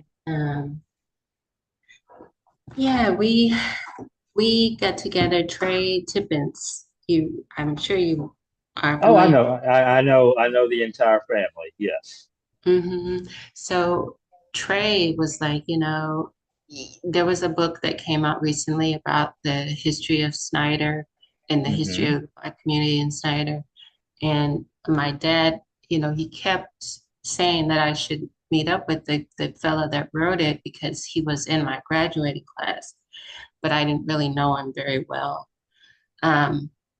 So that's one piece that I think inspired Trey to really get this started, and he's the main spotlight on this is his project for sure. Okay. I joined in because I Avenue K is really dear to my heart, and growing up there was fantastic. And I think it is a pretty special story. So, and I knew he would probably need some help. So we're working on this, meeting week by week. We've got a short list of people that we are trying to interview.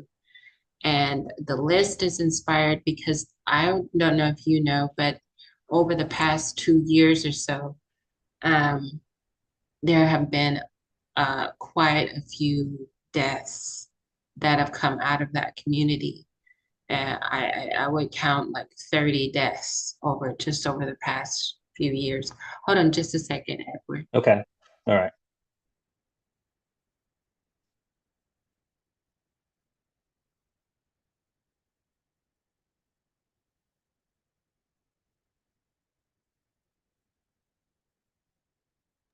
Okay, sorry about that. No problem. So we realized that, or we had like a small group chat.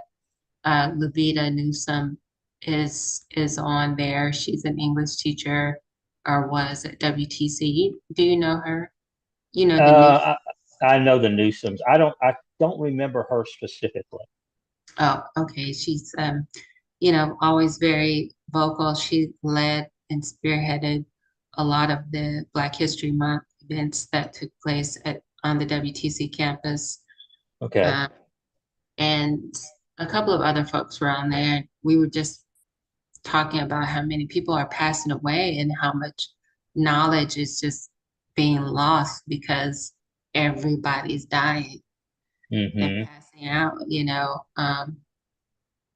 and Levita said, "You know what, Trey, you should you should be the one to write a book because he really does. His knowledge of all the families and who's related to who and what happened when is very extensive." Okay.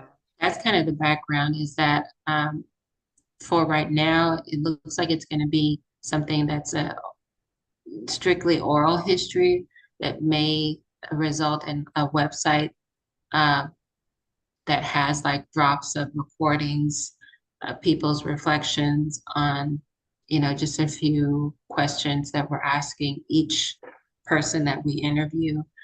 A lot of people that are still around have said no. A lot of the really good ones that would know a lot and have a lot to contribute are like, well, no, I'll talk about it with you personally, but I don't want to put it in a book or have it recorded or anything like that. So who would say no? well, most of the folks in my family are like, no, I don't want it. On my mom's side, they're like, no, that's not really my thing, which is understandable. It's not everybody's thing.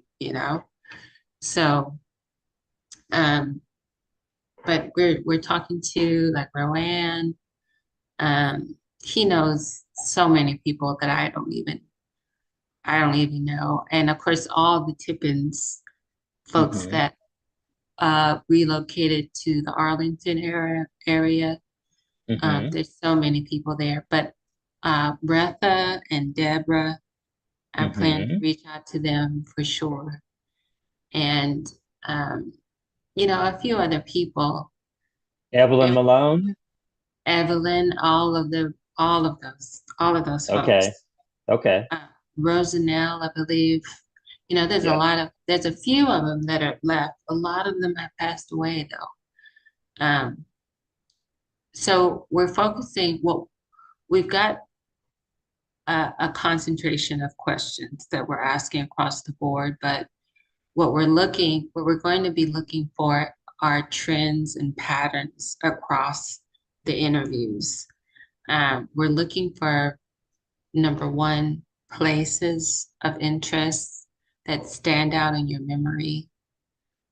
We're looking for, number two, people, mentors, teachers, cousins, grandmothers that stand out in your memory and why. Events that you think shaped the community and why. And we're also looking at like origin stories. So if you have information about what brought your family tree to the Snyder area, because there's so many, we've got like the East Texas Oh yeah. influence that Yes, big came, time. which is us. And then we Yeah. have like the sharecroppers that came, which is my mother's side. We have the railroad folks that came because of the railroad industry. So we're asking, we put in the question, you know, those 4 areas to Okay. everyone. And I will send you a write-up of these questions. And Okay. if you want to type back or if you want to set up time and we can do a recording, either way, I want to whatever. do both. I want to do both. Do both. Yes. Yeah. I would want to do both. Yes. Because there's some stories that when you start telling stories, and that's why I just love story time. Because when you Mhm. start telling stories, other images drift into your head Right. of things that were going on around the story, right? Mhm. That Mhm. have nothing to do with the story, but they influence the story. Oh yeah. Yeah, that's what we're counting on actually. And that's why we've kept it down to 3, 4, maybe 5 questions, because we know that it from there, those are just sort of catalysts for, whatever else pops off out of that. And then, like, as I say, we'll take those and kind of glean those and see what everybody's saying across the board. And as I said, right now we're thinking more of recordings, but we've also projected this into like how big can it go? And we've thought about, of course, a book, but we've also thought about a portion of the website where other communities can leave their oral histories, and Mm-hmm. and where we can even connect with the diaspora, because we've recognized the parallels between the way that our community sort of came to be and then had like a thriving era and then greatly diminished. And we've recognized that that is probably parallel to the way that communities have been shaped in Africa, in some of the countries and cities in Africa, because of colonialism. Mm-hmm. So, um, not really sure where we're going to go with all of that, because we're still in a very nascent stage, but it's on our mind. How Okay. can we use this to maybe get something started? So definitely look out over the next week or two for those questions. And then I'll also put in the email that I sent to you sometimes that I'll be available to do a recording if that works. Yeah. Okay. Okay. Otherwise, how have you been? Health wise, social wise, what have you been into?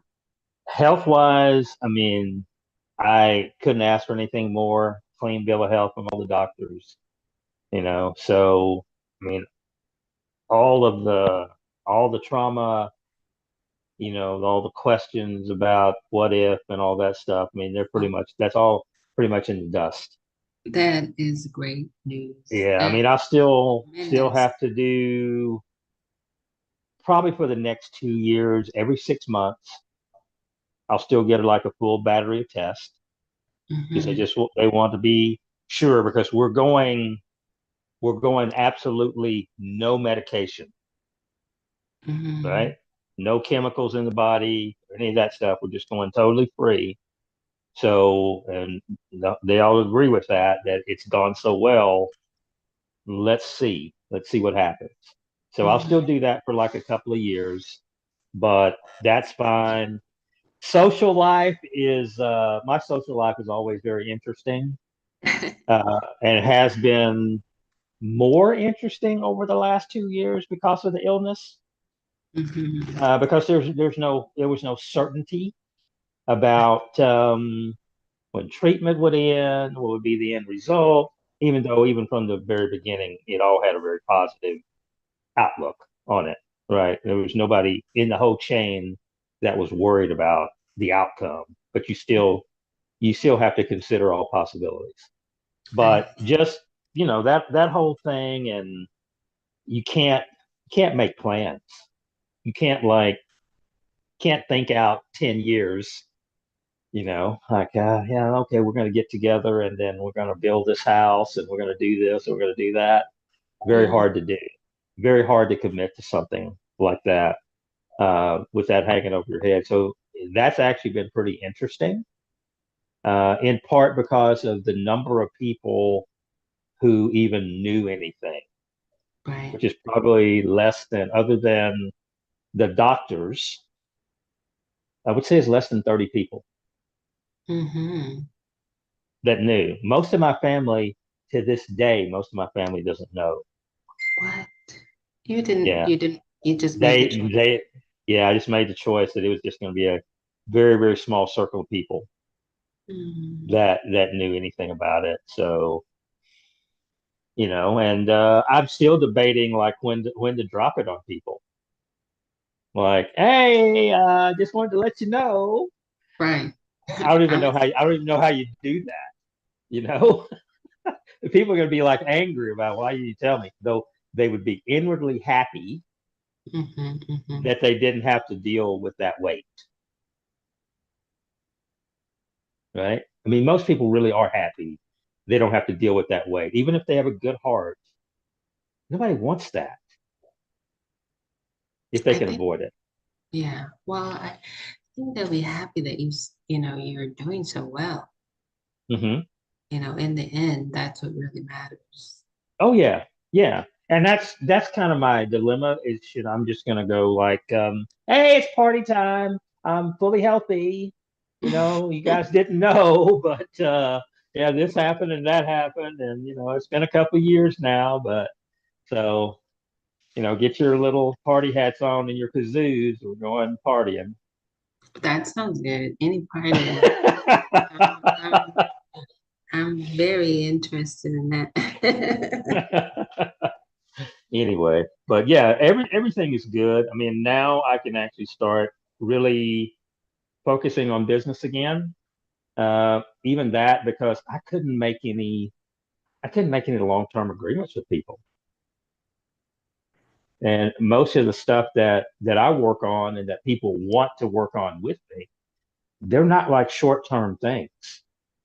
I mean, they kind of extrapolate out over a period of years, and they require a lot of bandwidth because there's nothing that doesn't require bandwidth anymore. This AI has changed everything.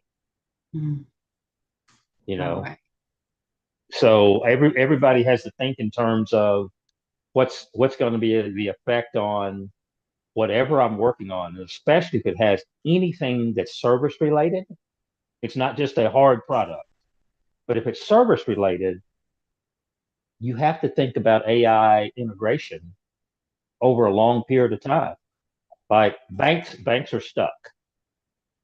Banks have a big problem because they run on legacy systems that even to change, like Bank of America has this issue. They have a form letter that they send out to people that have a particular problem with a loan. It takes them 2 years to change the form letter. Wow. So, I mean, these are issues that people are now talking about. So all of your information systems have to be, and there's a better word for it than the one I'm about to use, but they have to be modular. In other words, you've got to be able to pull a module out and stick another module in that quickly, right? And so when you're thinking about it, not just the doing it, not the writing of the code and all those things, because there are still very smart people that can do that. and AI is learning to do it too. But it's the thought, it's the thought mechanism of why you're writing code and who you're writing code for, and are we writing code for enough people, or like across industries or something. So I had a meeting with AT&T representative on Saturday. We had lunch, and today we met for 3.5 hours about doing some work with them. With Graceline doing some work, or for business? No, For your perspective. Yeah, my business doing some work. And of course, I'd have there are about 3 other companies that whenever I negotiate a deal, that I bring them in because they're people who write code and do different things. I see. So they're real technical people. I'm an idea person who knows a little tech, and they're really tech people who have no ideas. They're basement people, but they're really good. It's true. Wow, that sounds also exciting. Sounds really good and really grounded, which is what we need right now. So, I mean, if it all works out the way that I envision it, if it all works out and I can actually plan and my health stays positive, good place, then I'll probably be in San Diego in the fall of 2026. You're moving? Yeah. San Diego sounds perfect. Yeah, San Diego. So here's this is the wireframe so far. So it's moved to San Diego. It's hire an attorney and hire a CFO and give them equity and start them both out at like probably a minimum of 150 grand a year. Mm-hmm. And then we're going to do not micro lending, micro investing. We're going to go all over and attend all kinds of meetings and just scout out great ideas in technology, in biomedicine, biochemistry, any field that you have young, excited people working in, coming up with new ideas, and just try to catch lightning in a bottle. That sounds exciting. Yeah. That's what I would love to do for the remainder of my life, if I have an option to do it, and just start raising funds, a $5 million fund here, maybe a $15 million fund if you're successful with the $5 million fund, and just help accelerate small startup companies. Beautiful. Yep. That's the idea. And I got one of the companies that I work with, group out of Highland Park, and I've worked with them since like 2017. And when we were both small, very small, and struggling terribly, but we have a really good working relationship, and we both managed to survive for almost 8 years. Yeah, roughly 8 years, which is like records. And mostly both of us had investors, still have investors, but we've done it without a lot of investment capital. So we kind of bootstrapped, I mean, we both got like 25 grand to start doing stuff, but we basically bootstrapped. So we know where all the bones are buried, our dead bodies that have been reincarnated over and over again. Mm-hmm. So we think that we can help other young entrepreneurs avoid, some of the snares that caught and killed us. Mm. So kind of like a venture capital incubator type of thing. Yeah, and we want to help we'll take an equity stake, probably some type of a what do they call it? There's a particular instrument. It's a debt to equity instrument. Mm-hmm.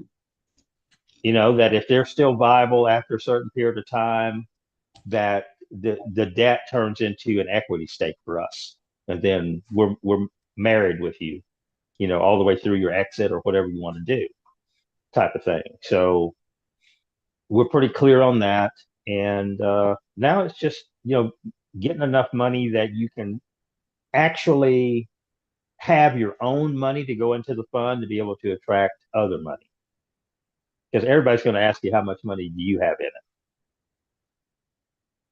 It's the first question everybody asks.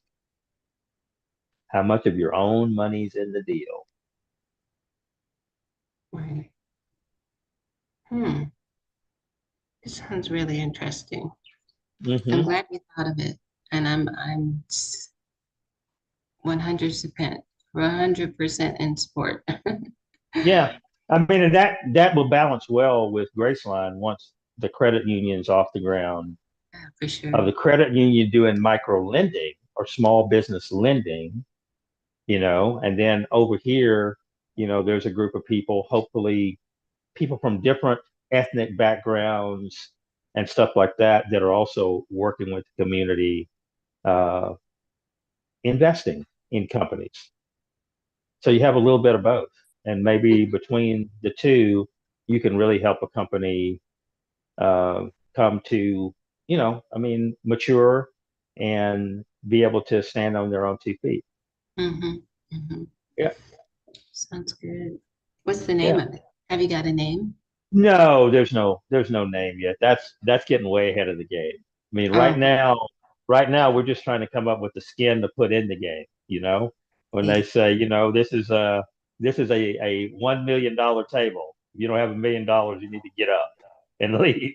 So you got your Mildred, put it in, we'll deal you the cards. So we got to come up with our money, and then we'll be ready to rock and roll. Mm-hmm. Sounds really good. Really Yeah. good. Well, it was so good to talk to you. I've been a stranger. My apologies. I, you know, spent about a year and 2 months unemployed after moving to Austin. And finally, after interview after interview after interview, I started at Power, which is an engineering firm, Okay.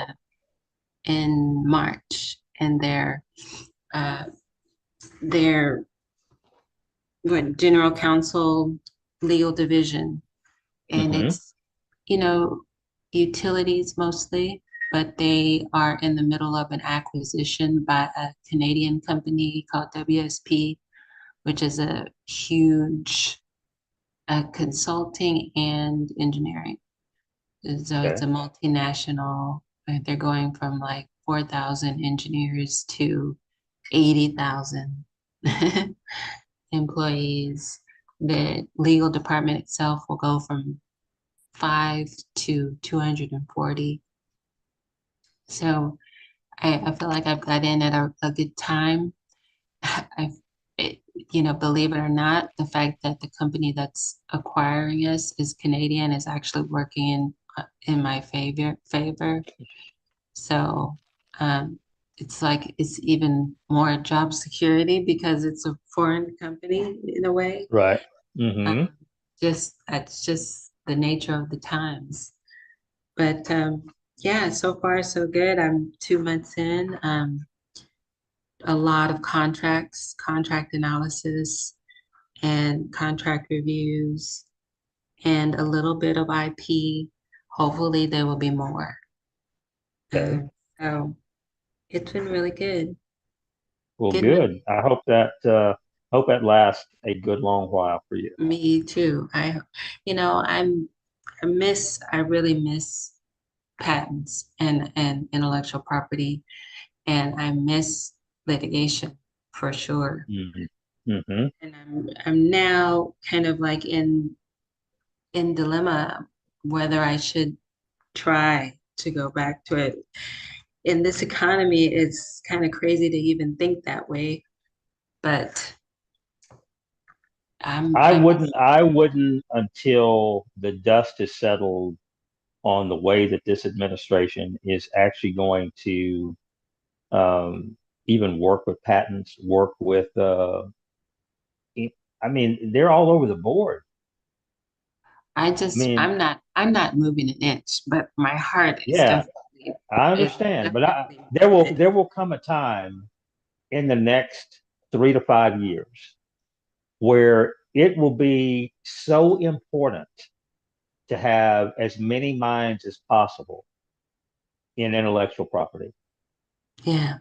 See, I mean, that's, the developments that are happening around the world are going to make it inevitable. mhm. You won't be able to avoid it. You have to have as many minds as possible there. Well, it's such a niche, and I feel like if I'm able to do it, that's what I should be doing. But I tell you, I tried so hard to, I was sending out resumes left and right, and I just couldn't get anybody to, uh, without being licensed. I Mm-hmm. couldn't get anyone interested. They were too stuck on the fact that I wasn't a paralegal. Right, right. But this place has at least it has a lot of my loyalty because they were the first to really, give me a chance, and it's working Yeah, out. that's So, good. but I'm glad that we got the chance to catch up, and we'll be talking more. I've got to make more of an appearance on some of the Sunday meetings. While I was unemployed, I just didn't have the gusto to really join in on anything. My mind was too No, focused I don't. on how am I going to make ends meet. Right. But now I'm back in action, back in the saddle, and Okay. ready to work. See Okay. what happens. This is a good thing. For sure. Congratulations and welcome back. Thank you so much. Well, you have a good rest of your evening, rest of your week, and look to hear from me with those All questions. right. Will do. I can't wait. Okay. Talk to you Night. later. Have a good night. Bye. You too. Bye.